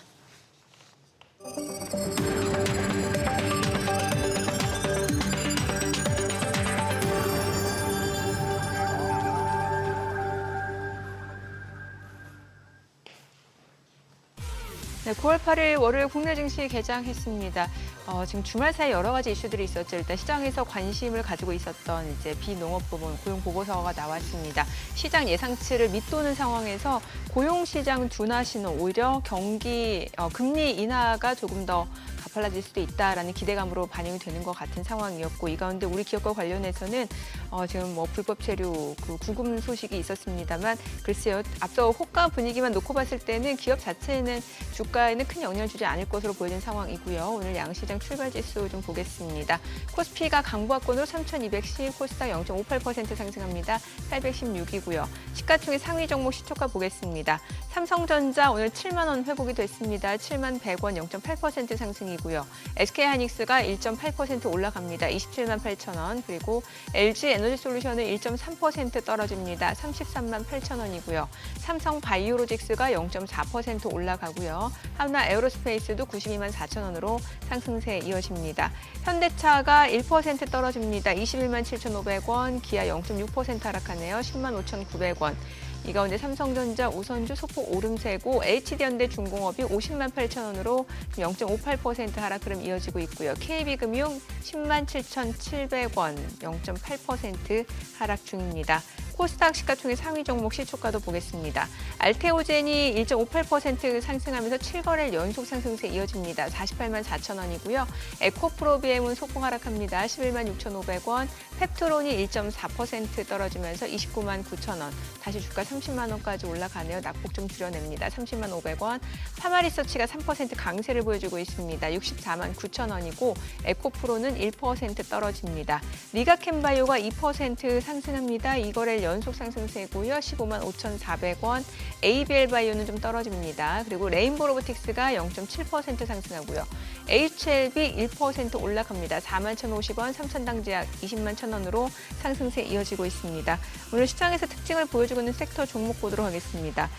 건설 쪽에서 이제 중소형주 쪽 움직임이 눈에 띕니다. 지금 동신건설이 20% 급등을 하고 있습니다. 2만 250원 선. 그리고 HDC 현대산업개발도 1.4% 상승세. 그리고 DLENC, 삼성물산, 대우건설 다 올라갑니다. 현대건설 1.68% 올라가면서 6만 600원 선 움직임 이어지고 있습니다. 정부의 그 공급 확대 정책에 대한 기대감이 이제 중소형 건설주로도 반영이 되는 것 같아요. 지금 보시다시피 태영건설, 동부건설, KCC건설, GS건설 다 올라갑니다. 신원종합개발도 3% 강세고요. 코오롱글로벌도 3% 올라갑니다. 중소형주 쪽이 조금 더 탄력이 훨씬 좋네요. 로봇 쪽도 좋아요. 지금 앞서 보셨다시피 레인보우 로보틱스 같은 경우는 좀 상승폭을 많이 반납한 상태인데 TXR 로보틱스가 10% 급등합니다. 지금 19,070원 선이고요. 나우 로보틱스도 1.68% 올라가고요. 엔젤 로보틱스, 로보스타 1% 안팎으로 상승세고 오늘 ENM, T 로보틱스 올라가고요. 아즈넥스텍, 러셀 다 올라갑니다. 로봇주 보시다시피 종목별로는 좀 혼조세고 탄력 자체는 그렇게 크지는 않은 상황이고요. 또 줄기세포 관련주 바이오시밀러 쪽도 좋습니다. 지금 줄기세포 쪽에서는 이제 안트로젠이 3.68% 올라가고 있는 상황이고 강스텐바이오텍도 1.8% 올라가고요. S바이오메딕스도 2.9%, 이엔셀도 2.48% 상승세입니다. 지금 보시다시피 SCM생명과학, 네이처셀도 1% 이상 상승 흐름 보여주고 있습니다. 수급 상황 체크해 보겠습니다. 오늘 유가증권 시장에서는 외국인이 73억 원 순매수고요. 개인과 기관은 각각 35억 원, 33억 원 매도 우위를 나타냅니다. 코스닥에서는 개인 투자자가 463억 원 매수 우위, 외국인과 기관은 각각 395억 원, 53억 원 매도 우위를 나타내고 있습니다. 환율 체크해 보겠습니다. 달러 환율입니다. 이원 50전 하락한 1388원 50전에 개장이 됐습니다. 오늘 1390원 밑도는 거 좀 오랜만에 보는 느낌인데요. 제 느낌에는. 그러네요. 예. 예. 여기서 이제 뭐 83원, 73원 뭐 이렇게 네. 짚어지는데 1373원도 내렸으면은 뭐 의미 있는 기술적 신호가 나오는 거고요. 아직까지는 박스권입니다. 우리 지수나 환율만 봐서는 이 와중에 이제 또 업종별, 종목별로 이제 움직이는 그게 있는데 건설주는 왜 움직이는 거죠 오늘? 그 정부 주택 공급 확대 정책 그 얘기가 있더라고요. 아, 그래요? 예, 그러면서 이제 LTV 같은 경우는 강남구 쪽은 이제 40%로 낮추게 되고, 아하. 예, 그러니까 대출을 줄이고, 음. 근데 주택을 공급하겠다고 하는데 대출을 줄이면서 저도 잘 모르겠어요. 그, 뭐 유주택자 전세담보대출 2억 원 한도로 줄이고 그런 와중에 그 주택 공급을 확대하겠다. 잘 모르겠어요. 그래요? 부동산 쪽은 우리 정민앵커 촉이 대단한데 잘 모르겠다 하면은 아니, 정책의 방향성을 잘 모르겠어요. 방향성을 잘 예. 모르겠다. 좀 지금 정부의 정책 방향성이 약간 혼란스러워요, 저는. 그렇죠. 뭐 친기업, 반기업 뭐 이런 얘기들도 뭐 자꾸 이제 혼란스럽죠. 어떨 때는 보면은 그거 한데, 그러니까. 예. 저기는 어쨌거나 이중강 대표께서는 나올 때마다 이제 미국 증시 특히 위주로 해서 그렇게 조금씩 조정의 조짐이 보일 때마다 그렇게 걱정할 건 아니다 하는 쪽이시고. 네. 큰 거기- 방향에서는 네, 큰 방향에서 거기에 대해서 저나 정민앵커까지 맞장구를 치면은 이거는 안 좋은 거고 우리가 경험상 네. 옆에서 자꾸 이렇게 딴지를 걸어야 네, 이런 매서운 사람이 친구들. 있어줘야 꾸역꾸역 잘 가니까. 아니 실적 측면은 어때요? 뭐 EPS 쪽은 뭐 계속해서 월가에서 추정할 거 아닙니까? 지금 제가 간만에 안 갖고 와서 그러는데 네. 원래 지난 2, 4분기가 예. 가장 저조했습니다. 네. EPS 분기별 EPS 연율화 수치를 보통 보거든요. 네. 그게 4.9% 전망을 했었어요. 원래 예. 가장 저조했는데 그게 실제 뚜껑을 딱 열어놓고 보니까 11.8%가 찍혔고요. 이 정도면 굉장히 잘 나온 건데 3, 4분기, 4, 4분기로 갈수록 뭐 8%, 9% 이런 식으로 가다가 내년 1, 4분기, 2, 4분기가 피크인데 네. 14%까지 전망치가 치솟았던 걸로 제가 기억이 납니다. 13% 아니면 14%였을 거거든요. 그리고 또 하나 이제 그 말씀 먼저 드리고 제가 그 그래프를 갖고 온 것 같은데 네. 기업 이익 그래프를 제가 기업 오늘은 이익이요. 노동시장하고 물가만 다루지 않을까 그래요? 싶어서 안 갖고 왔는데 네. 최근에 EPS 성장률이 그런 걸 근거로 했을 때 팩스셋에서 나온 데이터를만 봐도 계속 바텀아웃을 탄력적으로 하고 있습니다. 그리고 네. 어닝스 리비전이라고 해서 기업 이익 수정 비율이라고 하지 않습니까? 그게 또 굉장히 그 골짜기를 보이면서 탄력적으로 상승하고 있고요. 저거 아닙니까? 예. 가져왔는데 최근에 보시면 이렇게 쭉 이렇게 올라가는 추세로 지금 꺾이고 올라가고 있지 않습니까? 위에 거는 뭐고 밑에 거는 뭡니까? 위가 날짜 시기가 다르네요. 시기가 보는 게 아마 한 달 전 대비 뭐 이런 시기일 텐데 제가 이상하게 제가 오늘 파일을 다른 걸 갖고 왔는지 제 그래요? 파일에는 안 보여가지고 지금 그래서 어쨌건 추세가 지금 올라간다. 갈수록 계속 4월 그러니까 이번 2, 4분기 바닥을 딱 찍고 계속 올라가는 추세로 지금 나오고 있다는 게 중요한 것이죠. 저도 궁금해지네요. 위에가 뭐고 아래가 뭔지. 이게 글씨가 너무 작아서. 제발 좀 이 대표님 그거 좀 막 죄송합니다. 안경 벗고 막 이렇게 막 화면에 눈 갖다 대고 좀 그러지 마세요 좀. 위에 그래프가 ETF 그 바텀업 ETF라고 그래서 쉽게 생각했을 때 우리가 모든 기업들의 이익 전망치를 망라한 수치라고 보시면 되고요. 예. 그다음에 밑에 게 ETF 탑다운이라고 그래서 업종하고 시장별로 평균을 낸 다음에 그걸 가지고 계산을 하는 뭐 그런 산식의 좀 차이가 있는데 그냥 위의 기준 수치를 보시면 됩니다. 아, 위에. 네네. 뭐 허리춤에서 매그넘 44 끄집어낼 것 같은 사람이 안경 막 벗고 이러니까 좀 영 막. 제가 이렇게 노안이 와가지고. 인간적이세요, 엄청. 그리고 이제 그 다음 페이지가 혹시 기회를 주셨으니까 네. 하반기에 당장 단기적으로 우리가 좀 체크를 해봐야 될 지금 보시는 건데 보시면 업종별로 오른쪽으로 상승하는 업종이 있고 하락하는 업종이 있지 않습니까? 그리고 제가 하나하나 업종을 소개해드리지는 네. 않겠지만 상승이 예상되는 업종에 뭐 투자를 하는 그런 뭐 좀 참고를 하시면 좋지 않을까 하는 생각을 하고 있는 것이죠. 네. 여전히 IT, 커뮤니케이션 서비스 이거는 뭐 M7이나 빅테크가 포함되어 있는 네네. 곳이니까요. 아, 요즘 또 금값은 왜 이렇게 올라간다고 보시는 거예요? 포트폴리오 금도 저희는 다루세요? 재작년까지 좀 했다가 네. 너무 빨리 떨어져 아쉬운데 네. 이번에 이제 금리 인하 반영하는 거겠죠. 그래서. 예. 그리고 이제 그 미국은 조금 덜한 것 같은데 이제 네. 글로벌 뭐 재정 적자 문제, 뭐 장기 그런 금리, 우려감 때문에. 예, 재정 문제, 이제 재정이 금리로 보면 금리는 튀지만 예. 재정이 흔들린다고 하면 나라의 어떤 뭐 스테빌리티가 불안해지는 거잖아요. 네. 그리고 이제 우크라이나 아까 모두 언급해 주신 전쟁 문제 뭐 이런 것들을 종합적으로 반영하는 것이겠죠. 아무래도 현대차가 주가가 좀 떨어지죠. 2% 가까이 현대 모비스나 글로비스도 뭐 큰 폭은 아닙니다만 조금 예. 그렇게 되고.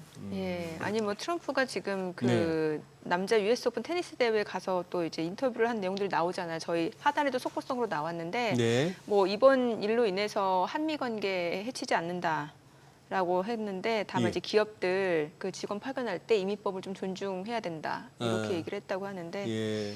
글쎄 주가에는 일단 좀 영향은 좀 있네요. 예. 그래도 이 정도면 뭐 양호하죠. 이 정도면 거의 뭐 예.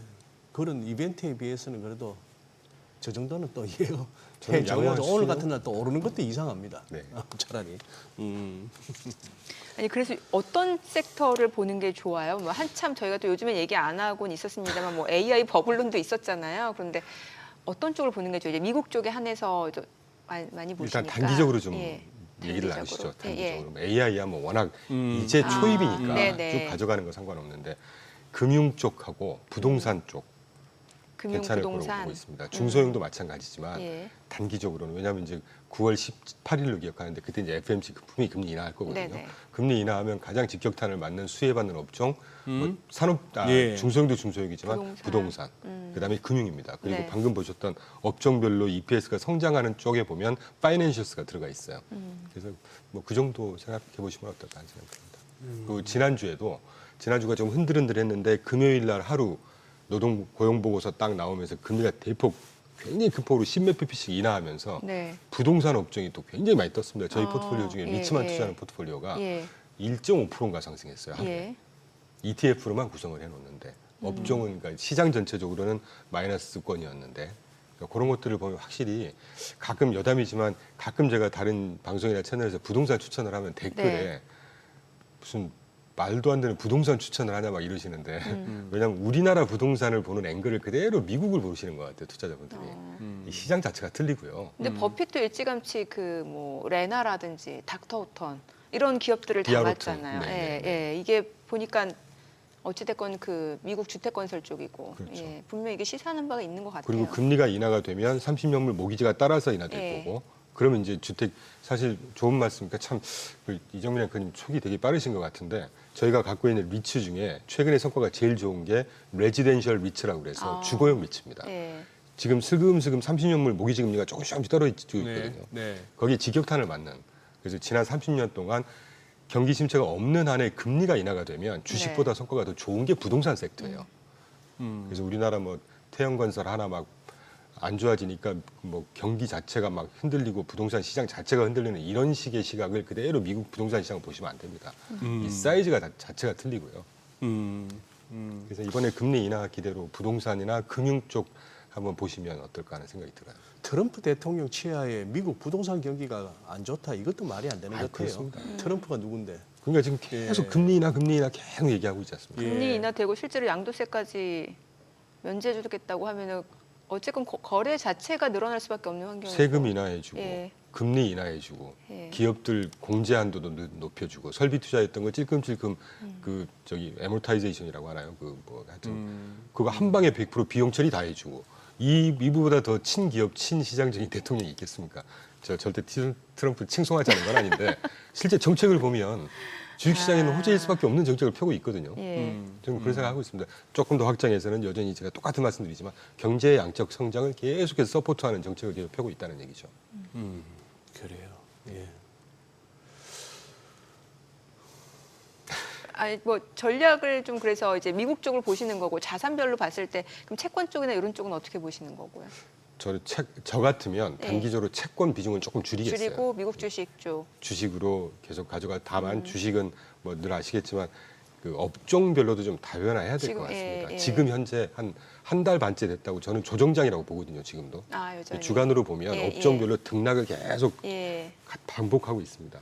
한 달 반 전까지만 해도 오를 때는 모든 업종이 다 올랐는데 한 달 전부터는 지금 다르고 있어요. 지금 계속 네네. 왔다 갔다. 그러니까 그걸 좀 잘 봐야죠. 그래서 제가 말씀드린 가장 뭐 저희가 보는 추천드릴 만한 게 부동산, 중소형, 금융 이 정도. 이 대표님이야 뭐 돈이 많으니까 이렇게 업종별로 나눠서 하겠지만 우리 같이 몇 푼 안 되는 걸로 하는 사람들한테는 나눠서 투자해봐야 그냥 하나만 찍어주세요 그냥. 저 브로드컴 아까 말씀드렸죠. 저 지금 미국 종목 개인적으로는 종목 딱 2개 갖고 지금 있거든요. 넥스트 엔비디아라고 아까 힌트를 주셨잖아요. 종목 딱 2개 갖고 있고 방금 말씀드린 건 이제 회사 자금, 고객들의 자금을 말씀드린 거고요. 종목 2개 갖고 있는 게 브로드컴하고 하나는 이제 이익 실현했고 네. 그리고 이제 뭘 들까 지금 생각 중입니다. 그래요. 알겠습니다. 오늘 내용 여기까지 듣겠습니다. 잘 네. 들었습니다. 고맙습니다. 네, 오늘 들으신 내용과 관련해서 더 다양한 정보 원하시는 분들은 카카오톡 채널에서 원일에 검색하셔서 친구 추가하시기 바랍니다.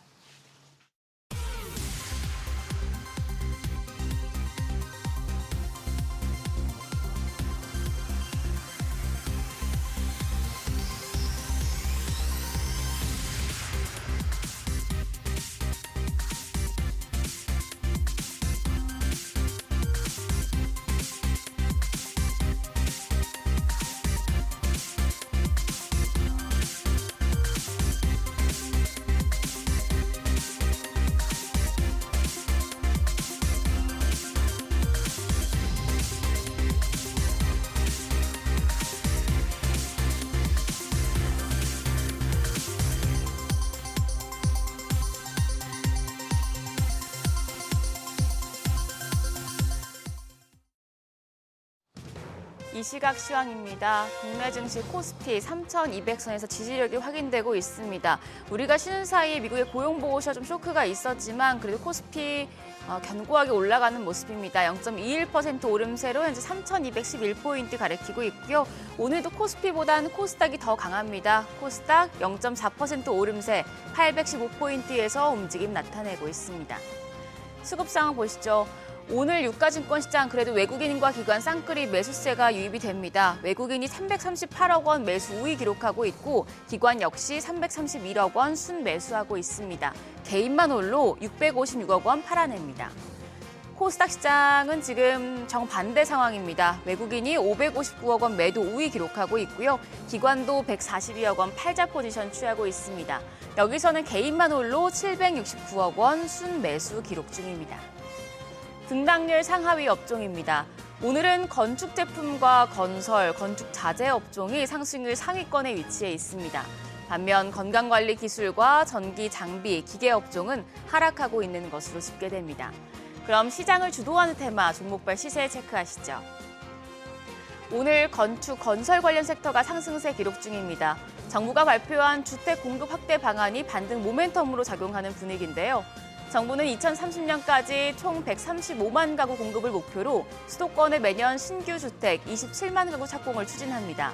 다만 이번 대책에서는 주택 공급자로서 공공이 상당히 강조가 되고 있어서 민간 주택 사업 비중이 높은 기업들에 대한 반등 모멘텀이 되긴 어려울 것이란 분석도 나오는 만큼 체크해 두셔야겠는데요. 현재 KD가 상한가고요. 동신건설이 26.3% 급등세로 21,250원. 일성건설도 20% 넘게 급등합니다. 1,708원에 거래되고 있고요. 상지건설이 13.8%, 금호건설 10% 가까운 오름세 기록하고 있습니다. 건설주와 더불어서 시멘트와 레미콘 관련주 역시 상승세 보여주고 있는데요. 아세아 시멘트가 1.43% 오름세로 13,520원. 한일현대시멘트가 2% 오름세입니다. 거래가 19,380원이고요. 한일시멘트도 2.56% 강세, 거래가는 20,050원입니다. 더불어 삼표시멘트가 2.3%, 성신양회가 1.45% 상승세 기록하고 있습니다. 그리고 바이오시밀러 관련주들은 정부의 지원 확대 기대감에 주목받고 있습니다. 이재명 대통령이 지난 5일 신약 인허가 심사 기간을 전 세계에서 가장 짧게 획기적으로 줄이겠다고 밝힌 바 있는데요. 식약처는 이달 중 민관 협의체를 발족해 바이오시밀러 임상 3상 허가 절차 간소화를 추진하기로 하면서 업계 기대가 커지고 있습니다. 특히 바이넥스는 글로벌 바이오 기업과 208억 원 규모의 바이오시밀러 의약품 복제약 생산에 관한 협의를 좀 했다고 밝히면서 좀 주목받고 있습니다. 3.23% 오름세, 거래가 18,200원이고요. 또 에이프로젠 바이오로직스가 2.89% 강세, 동아SD가 2% 넘는 오름세 기록하고 있습니다. 거래가는 45,500원. 또 프레스티지 바이오파마가 0.74%, 한올 바이오파마 3.6% 강세입니다. 현재 거래가 33,100원으로 집계됩니다. 그리고 로봇 관련주 상승세에 이어지고 있습니다. 국내 이커머스 1위 쿠팡이 올해 상반기에 로봇 기술 등 투자를 2배 가까이 확대하면서 수혜 기대감이 있는 종목들의 주가 강세가 진행되고 있는데요. 오늘 로봇주 내에서는 TXR 로보틱스가 9% 오름세입니다. 18,770원에 거래되고 있고요. 오늘 ENM이 3.23% 오름세로 1,500원대, 두산도 3.8% 올라갑니다. 거래가 60만 1,000원입니다. 그 밖에 유일 로보틱스가 2.3%, 베노 TNR이 2.43% 강세 기록하고 있습니다. 다행히 외국인들 코스피 박스권 상단에서도 매수 우위를 보이고 있습니다. 오늘 외국인들 수급 상황 예의주시하시면서 시장 대응하셔야겠습니다. 지금까지 시장 상황 전해드렸습니다. 한 주간 외국인과 기관이 가장 많이 순매수한 종목 살펴보는 투자자 순매수 탑5 시간입니다. 코스피가 여전히 박스권을 벗어나지 못하고 있습니다. 그나마 다행인 건 외국인의 매수세에 힘입어 지난주 나흘 연속으로 상승하면서 3,200선에 안착했는데요. 새 정부 랠리로 무서운 상승세를 보였지만 세제 개편안 충격으로 추가 상승에 제동이 걸린 이후 외국의 관세 위협과 기준금리 인하 여부 등 글로벌 변수가 맞물리면서 상승 모멘텀을 찾지 못하고 있습니다. 이런 가운데 외국인은 한때 팔자세로 전환하기도 했었지만 여전한 순매수세를 보이면서 우리 증시를 받쳐줬는데요. 먼저 유가증권 시장에선 SK하이닉스, 한화에어로스페이스, 현대로템, HD현대일렉트릭, 그리고 현대모비스 순으로 사들였습니다. 1위에 오른 SK하이닉스는 지난 금요일 3% 넘게 오르면서 강세로 마감했죠. 2분기 글로벌 디램 시장에서 1위를 차지했다는 소식이 투심을 개선했는데요. SK하이닉스는 1분기보다 2.6%포인트 오른 39.5%의 점유율로 2개 분기 연속으로 1위를 차지했는데 반면 삼성전자는 같은 기간 1분기보다 소폭 하락한 33.3%의 점유율로 2위에 머물렀고 이에 따라 두 업체 간 점유율 격차는 6.2%포인트로 확대됐습니다. 업계는 디램 가격의 상승과 HBM 출하량 증가 때문으로 분석하고 있는데요.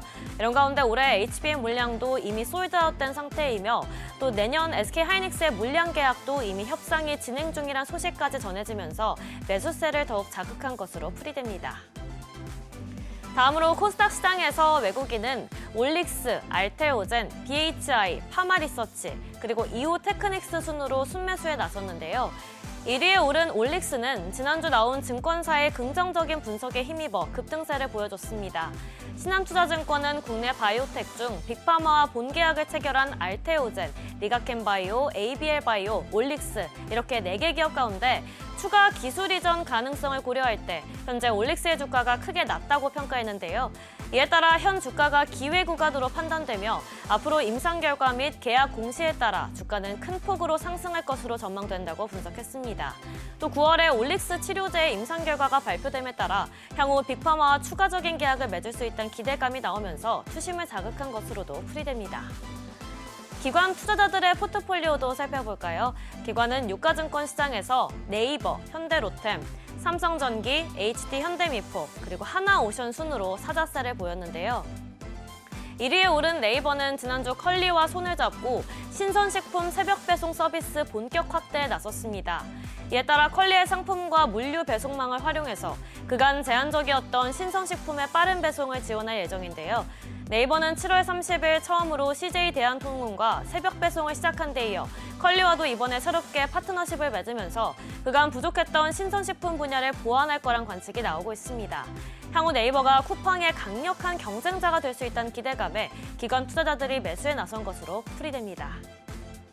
마지막으로 코스닥 시장에서 기관은 테크윙, 알테오젠, ABL바이오, 파크시스템즈, 마지막으로 올릭스 순으로 사들였는데요. 지난주 미국 정부가 삼성전자와 SK하이닉스에 대중국 반도체 장비 반입 규제를 적용하겠다고 밝히면서 우리 반도체주에 먹구름이 낄 수 있다는 전망이 우세했는데요. 그런데 오히려 반도체 장비주는 좋은 흐름을 보였습니다. 미국 정부의 규제로 향후 두 회사는 중국 공장에 미국산 장비를 들어오려면 건수별로 허가를 받아야 하는데 이로 인해 앞으로 회사들이 미국산 대신 국내산 장비를 쓸 거란 관측이 나왔기 때문인데요. 이에 따른 수혜 기대감이 커지면서 특히 테크윙의 강세를 보이자 기관도 매수에 나선 것으로 풀이됩니다. 지금까지 투자자 순매수 탑5 전해드렸습니다.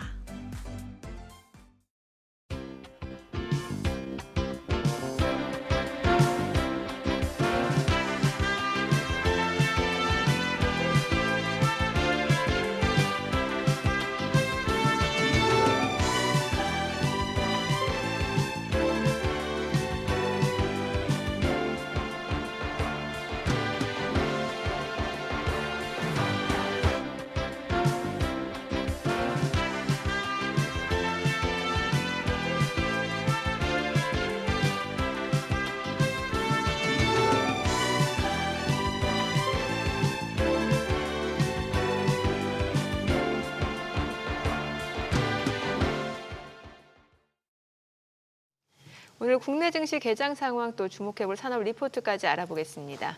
네, 한영희 그로스 리서치 수석 연구원 나와 계십니다. 어서 오세요. 안녕하십니까. 네.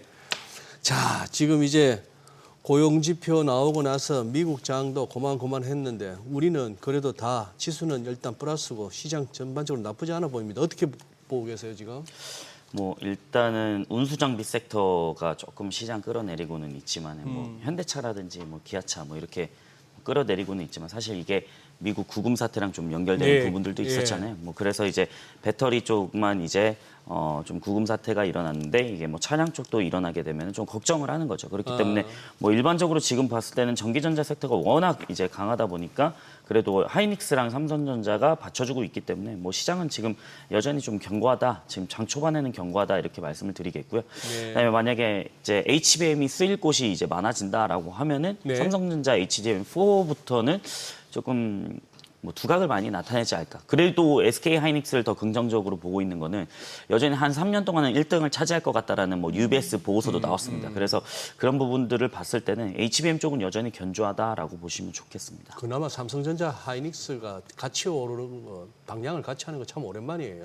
그렇죠. 원래는 한쪽 올라가면 한쪽 빠지고 그 예. 뉴스들이 이제 삼성전자 들어간다라고 하면 SK 하이닉스 뭐 좀 빠지고 뭐 이런 것들이 나왔었는데 예. 지금은 뭐 전반적으로 봤을 때는 같이 성장한다라는 내용들도 있었습니다. 그래서 그게 이제 주말 사이에 뭐 UBS에 한번 돌았기도 했고 그렇기 때문에 지금 전자랑 하이닉스 모두 지금 좋은 분위기지 않을까 이렇게 보시면 좋을 것 같습니다. 네.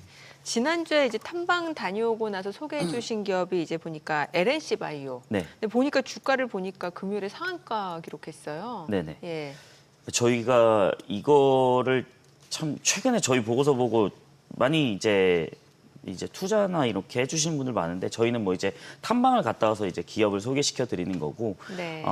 지난주에 상한가를 가기는 했습니다. 근데 오늘 또 이제 추가적으로 이제 또 상승세가 나타나고는 있는데 사실 왜 상한가를 갔냐 이것도 네, 좀 네. 말씀을 드리자면은 예. 제가 일전에 이제 LNC 바이오를 말씀드리면서 소장님을 좀 소외시켜 드리고 이제 좀 말씀을 드린 적이 있었잖아요.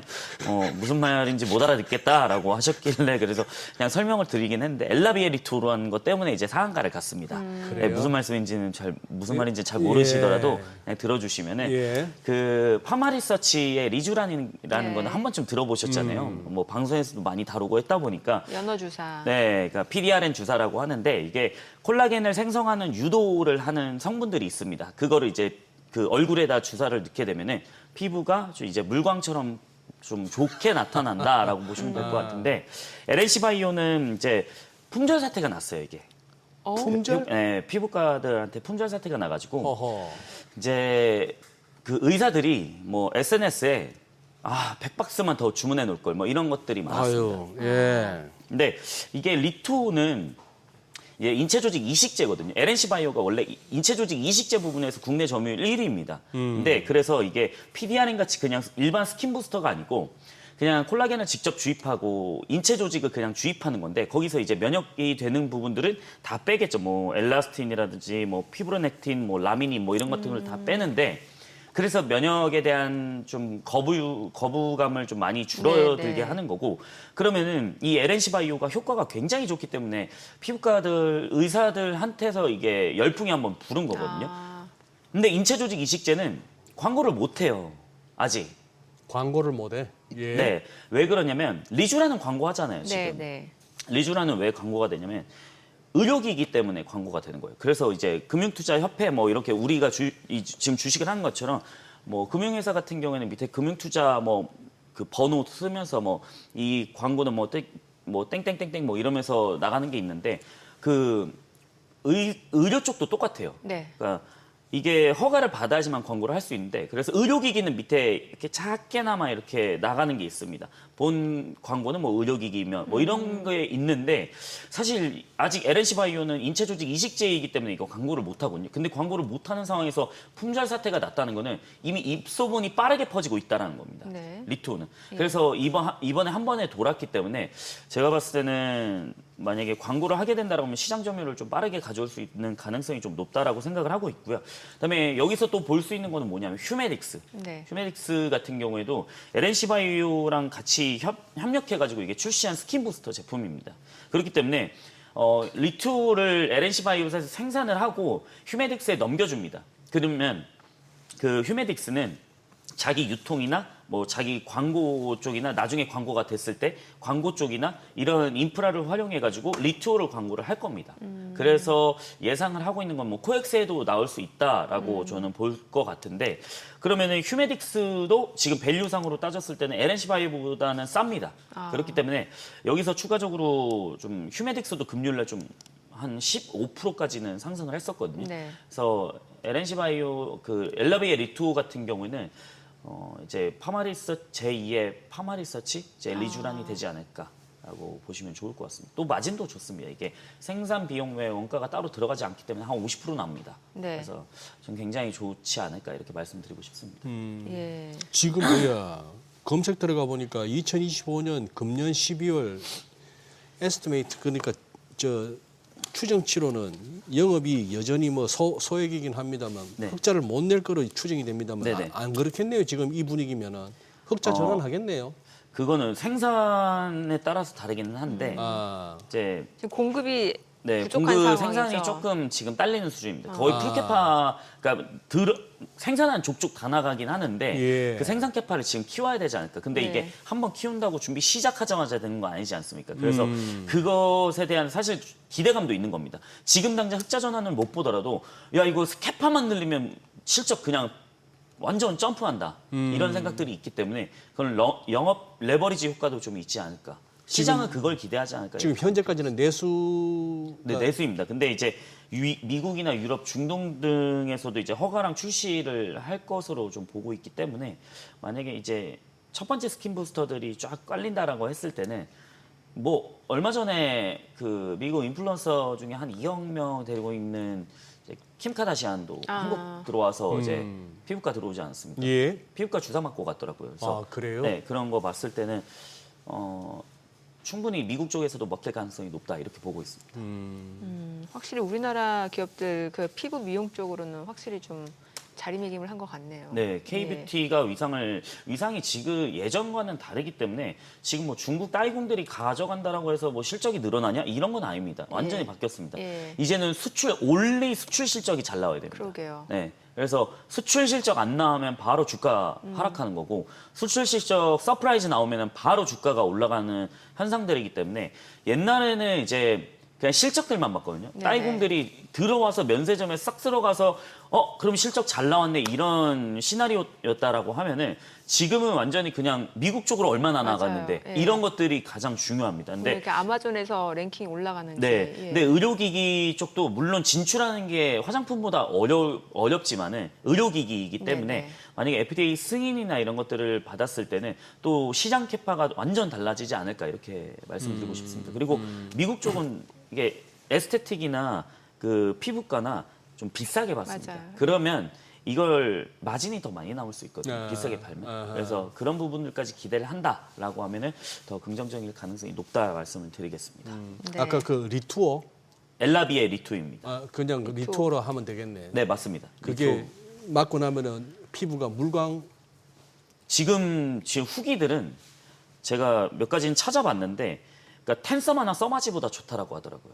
이게. 뭐보다 하자. 텐서마나 써마지가 강남 쪽에 피부과 가보시면은 한 써마지가 600 제일 비싼 거의 비싼 레이저인데. 편에 속하죠. 왜냐면은 600샷 플렉스로 하면은 그 한 200 정도는 하거든요. 평균치. 근데 텐서마는 우리나라 차라리 HBM이 쉽다. 아이씨.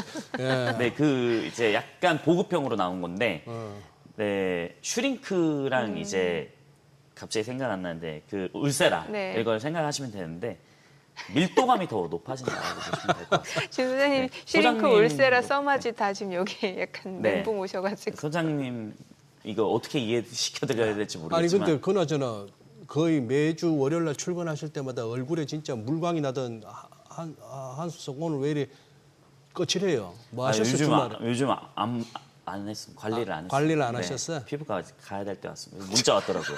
주기가 왔다고 이렇게. 문자 왔어요. 네, 문자 왔습니다. 한번 가야 됩니다. 참네. 아유. 자, 오늘 소개해 주실 탐방 보고서 어느 네. 기업인가요? 네, 오늘은 저희가 이제 카지노 쪽을 탐방을 좀 카지노? 갔다 왔는데 아, 송도를 갔다 예전에 왔어요. 그 토비스 네, 그 뭐지? 우리 슬롯머신 하면은 그 앞에 모니터 네. 그거 좋게 보셨잖아요. 네, 그 토비스를 갔다 예, 왔습니다. 예. 네, 토비스가 송도에 있거든요. 송도에. 네, 송도까지 갔다 왔는데 네. 여기 경쟁사가 또 있어요. 코텍이라고. 코테. 네. 네. 바로 옆에 있어요. 오. 네. 예. 그래서 코텍이 여기 있었구나라는 생각을 이제 딱 그래요? 들었는데 네, 송도에 좀 갔다 왔습니다. 근데 일단은 토비스부터 설명을 드리자면은 토비스는 카지노 디스플레이를 만드는 업체입니다. 네. 카지노 한번 영상이나 가보신 분들은 쫙 이렇게 모니터 있으면서 누르면 이제 네. 짝파 터지면 존 쫙 나오고 예, 이런 거지 않습니까? 예. 그 모니터를 만드는 업체인데 어디다가 납품을 하느냐? 아리스토켓, 그다음에 IGT, 라이트 앤 원더, 코나미 이런 쪽에 납품을 합니다. 근데 이 업체들이 카지노 게임기 시장을 한 90%에서 80%를 다 장악하고 있어요. 그래요? 네, 5개 업체가. 그러면은 토비스는 이 5개 업체 중에 얼마나 납품을 하느냐? 4개 업체한테 납품을 합니다. 오. 그것도 비중 있게. 그래서 실적이 6,900억이 나오는 거거든요. 이게. 네. 근데 물론 다 전장력도 있지만 카지노 쪽만 보더라도 사실 굉장히 높습니다. 그래서 이 4개 업체한테 비중 있게 납품을 하고 있는데 이제 카지노 디스플레이 시장은 전 세계에서 토비스랑 코텍이 한 70에서 80%를 차지하고 있어요. 그래요? 와. 네. 오. 그러니까 그래서 이게 왜 이렇게 과점을 하고 있느냐부터 좀 설명을 드려야 되는데 이 카지노를 요즘에 가보시면 옛날엔 평면이었잖아요, 이렇게. 네네. 네. 근데 요즘에는 이렇게 곡률로 나와요, 이게. 커브드 된. 네, 커브드로 나와요. 아. 그런데 카지노 디스플레이 시장은 다품종 소량 생산 방식입니다. 아. 그래서 고객사가 야 우리 이거 만들어줘 라고 하면은 그거를 기술력 있게 만들어야 되는 거예요. 거기에 맞춰서. 네, 맞춰가지고. 그래서 커스터마이징하는 능력이 굉장히 중요하거든요. 그래서 이 커스터마이징이 중요하다 보니까 신규 경쟁자가 여기 시장에 들어오기가 굉장히 힘들어요. 이게. 그래서 신규 경쟁자가 거의 없다시피 보면 되고, 근데 토비스는 코텍보다 조금 후발주자예요. 네. 근데도 불구하고 시장 점유율을 더 높여가고는 있는데 시장을 선도하고 있거든요. 네. 그 이유가 뭐냐면 카지노 시장에서 이제 토비스가 이 공률 디스플레이에서 이거를 기술을 굉장히 잘합니다. 네. 왜냐하면 공률이다 보니까 여기서 그냥 모니터만 자 삼성, LG 여기서 받아가지고 그냥 드릴게요 이게 아니고 또 이걸 맞춰야 되잖아 이 디스플레이에. 그래서 그 기술력이 굉장히 중요하고 불량률이 안 나는 게 굉장히 중요하기 네. 때문에 토비스가 그 기술력이 좋거든요. 근데 카지노 쪽은 저희가 좋게 보는 이유는 이 디스플레이 교체가 3, 4년밖에 안 돼요. 아, 3년, 4년 뒤면 그냥 다시 교체해야 돼요. 그 정도로 네, 왜 그럴까요? TV 10년 쓰는데 24시간 돌아가잖아요. 계속 365일 그러네요. 24시간 60일 돌아가죠. 연중무휴 24시간. TV는 잘 때 끄고 맞아. 그냥 예. 뭐 쉴 때는 안 보고 예. 그러면 쉴 타임이 있잖아요. 근데 카지노는 안 쉬잖아요. 예, 그게. 그러네요. 그렇기 때문에 교체 주기가 상당히 빨라요. 그렇기 때문에 3, 4년 정도인데 이게 교체 주기가 계속적으로 일어납니다. 그렇기 때문에 복합 리조트가 많으면 많을수록 굉장히 그 매출이 많아지는데 코로나 팬데믹 이후에 이제 카지노가 다시 활성화되면서 그 교체수 시기는 더 빨라지고 있다. 그래서 카지노 하드웨어 수요는 23년에 144억 달러에서 30년 214억 달러로 이제 높아질 것으로 보고 있는데 이제 카지노 시장은 크게 두 가지입니다. 이제 카지노 하드웨어 시장이 교체되는 시기, 아까 말씀드렸다시피 3, 4년에 한 번씩. 그다음에 두 번째는 신규 복합 리조트가 나왔을 때. 왜 그러냐면 최근에는 동남아 쪽이나 예. 그 일본 쪽이나 일본은 원래 카지노에 관심이 없었거든요. 일본은 네. 근데 오사카에 지금 엄청나게 큰 복합 리조트를 건설할 계획이 있습니다. 그리고 그 얼마 전에 태국하고 캄보디아 좀 전쟁 난 거 보셨죠? 싸웠던 거. 예. 그게 왜 그럴까요? 실제로 뒤쪽에서 다 이야기를 보시면 카지노 때문이에요. 아, 그래요? 네. 그 이야기는 너무 길다 보니까 그냥 이것만 이해를 좀 하시면 되는데 이제 태국은 세계 2위 시장을 목표로 이제 카지노 복합 리조트 개장을 추진 중이고 일본은 30년까지 마카오를 초월하는 시장을 목표로 마카오를 초월한다고. 초월하는 시장으로 개장을 준비 중입니다. 예. 그래서 그 부지가 지금 어마어마하게 큽니다. 거기가. 그다음에 저도 이거는 토비스 가서 들은 건데 네. UAE 쪽에서도 5조 원, 6조 원 투자해가지고 27년까지 중동 최초의 카지노 리조트를 개장할 계획을 갖고 있습니다. 아랍에미레이트? 네, 근데 그 중동 쪽이 이게 그 알라신이잖아요. 네. 네. 원래 알라 율법에 따르면 도박을 하면 안 된다고 하더라고요. 저도 이거는 처음 알았습니다. 그런데 근데 이게 카지노가 돈이 되다 보니까 개장을 추진한다라고 하더라고요. 그래서 중동 최초의 카지노가 되는 겁니다. 근데 그러면 중동 아랍에미리트가 이렇게 개장한다라고 하면 옆에 사우디, 카타르 안 하진 않을 것 같은데라는 시나리오가 그려지는 거죠. 그래서 저희가 봤을 때는 이제 2025년에 매출이 지금 6,900억에서 영업이 670억인데 네. 지금 밸류를 보자면은 2,700억이에요. 예. 그러면은 지금 PER 기준으로 한 포워드 PER로 보면 5배거든요.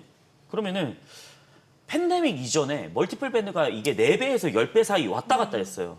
그러면은 지금 구간은 어디냐? 멀티플 밴드 하단이거든요. 그렇기 때문에 저희가 봤을 때는 지금 멀티플 밴드 하단이면 저평가다라고 생각을 하고 있고요. 그다음에 ROE 역시 팬데믹 이전이 한 7에서 17% 나왔는데 지금 20%대 나옵니다. 그래서 상당히 재무구조 개선이 좀 좋아졌다라고 말씀드리겠고 그렇기 때문에 지금 프리미엄을 부여할 수 있는 구간에도 불구하고 좀 저평가이기 때문에 저희는 좀 토비스는 좀 밸류가 너무 좋지 않을까 이렇게 말씀을 좀 드리고 싶습니다. 네. 또 산업 보고서 네.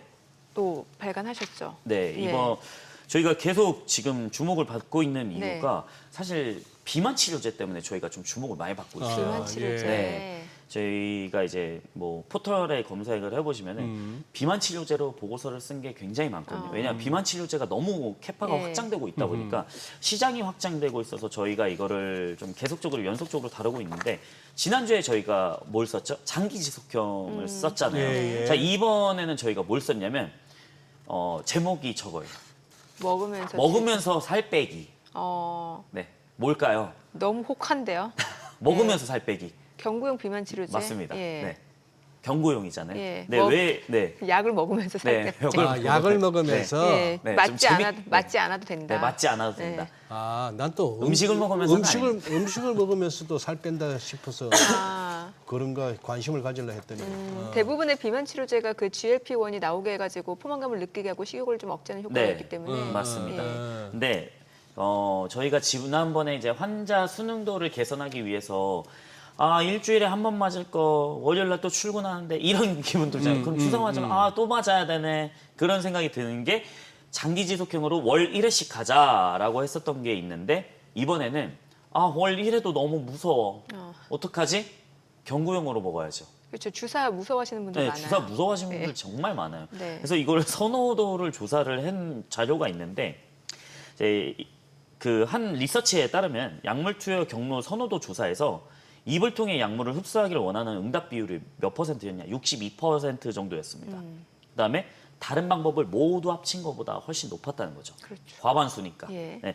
근데 펜메드 센트럴 조사에 따르면은 이제 약물 투여에 대한 아무런 정보도 없이 자 경구용 주사제 어떤 걸 선호하세요? 라고 했을 때 경구용이 76% 나왔어요. 그냥 더 좋아요, 효과 좋아요 이런 거 다 제외하고.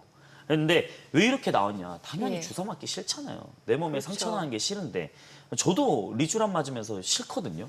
아파서 보톡스 맞는 거 싫거든요. 근데 어쩔 수 없이 맞아야 되는 거잖아요. 근데 리쥬란이 먹는 걸로 나온다? 저도 바꿀 것 같습니다. 먹는 걸로. 효과만 좀 비슷하면. 효과만 비슷하면. 왠지 근데 리쥬라는 좀 다른 게 피부에 직접 주사를 해야 여기 직접 콜라겐 촉진을 하니까. 그렇죠. 근데 예. 만약에 그 효과가 그대로 나온다? 그럼 먹는 경구용으로 걸로. 바꾸죠. 그럼- 당연히. 예. 네, 바꾸실 거잖아요. 예, 아직 저도 리쥬라는 무서워서 못 맞았어요. 네. 저는 자주 맞았는데 그래서 이제 주사에 대한 거부감은 계속 맞아도 있습니다. 저도. 그래서 이제 경구용이 시장 캐파가 계속 확장되는 건데 그러니까 경구용 개발의 핵심 요건은 아까 네. 말씀드렸다시피 생체 이용률이에요. 그래? 그러면 주사 대비 효과 얼마나 나오는데? 그렇죠, 중요하죠. 이거. 네, 그게 가장 중요하거든요. 근데 GLP-1은 단점이 뭐냐면 이게 펩타이드 기반의 약물이에요. 네네. 근데 펩타이드는 제가 지난번에 한번 설명드렸다시피 소화 효소에 의해서 쉽게 분해가 됩니다. 예. 물이랑 이런 예. 것 때문에. 그러면은 자 위에서 이렇게 들어갔어요. 자 위에서 위액이 있죠. 네. 소장에서 흡수가 돼야 되는데 네. 위에서 흡수가 다 돼버리다 보니까 생체 이용률이 안 나와요. 잘. 그래서 여기서 일부 노보노디스크 리벨서스나 이런 거 같은 경우에는 그 경구용 드시기 전에 몇 시간 전에 그러니까 물이나 음식 드시지 마세요 이러거든요. 위에서 운동을 해가지고 소화 흡수 시켜버릴까봐. 위에서 이 예. 뭐 음식물이나 물이 있으면 이걸 약효를 낮출까봐. 그러면은 필름으로 잘 싸가지고 저희까지 소장까지 가도록 해야 되는 게 기술 아니에요? 그게 이제 경구용 치료제 기술들인 거죠. 그렇죠, 핵심 기술. 네, 핵심 기술. 그래서 미립구 기반 시스템이라든지 이런 것들이 나오고 있는데 자 이제 노보노디스크, 일라이릴리 모두 다 이제 경구용 비만 치료제 3상을 완료했습니다. 네. 그래서 이번 연도 말에서 2026년 초에 출시를 목표로 하고 있거든요. 근데 노보노디스크는 이제 펩타이드 기반 세마글루타이드를 이제 경구용으로 개발을 하는 거고요. 예, 고용량으로 개발을 하는 거고 일라이릴리 같은 경우는 저분자 화합물. 이건 네. 펩타이드가 아닙니다. 그래서 이걸 오포글리프론으로 개발을 하고 있는데 여기서도 이제 주가에 대한 향방을 좀 말씀드리면 일라이릴리는 왜 버티고 노보는 왜 계속 추락해? 마운자로가 더 좋대던데요. 마운저로는 이중작용제이기 때문에 그럽니다. 왜 그러냐면 GLP-1하고 GIP 두 개가 들어간 거고요. 예. 이게 나중에 3중작용제가 나올 겁니다. 이거는 글루카곤까지. 네. 그다음에 지금은 노보노디스크 세마글루타이드는 일중 싱글 작용제입니다. 아니 그래서 저희 시간이 네. 지금 생방송이니까 네. 어떤 기업이에요? 네, 그래서 D&D 파마텍인데 D&D 파마텍. 네. 네. 네, D&D 파마텍 짧게 말씀드리면 짧게 해줘야 짧게 돼요. 못해 지금. 네, 죄송. 네, D&D 파마텍 일동제약인데 일동제약부터 그냥 말씀드리면 이번 달 29일에 이제 일동제약 200mg 그 저분자 화합물 그 고용량 발표가 있습니다. 그 데이터가 만약에 좋게 나온다라고 하면은 아마 사갈 사람들은 많다. 여기도 저분자 기반이기 때문에 아마 노모노디스크에서 좀 노리고 있지 않을까 이렇게 말씀을 좀 드려보고 싶습니다. 알겠습니다. 오늘 내용 잘 들었습니다.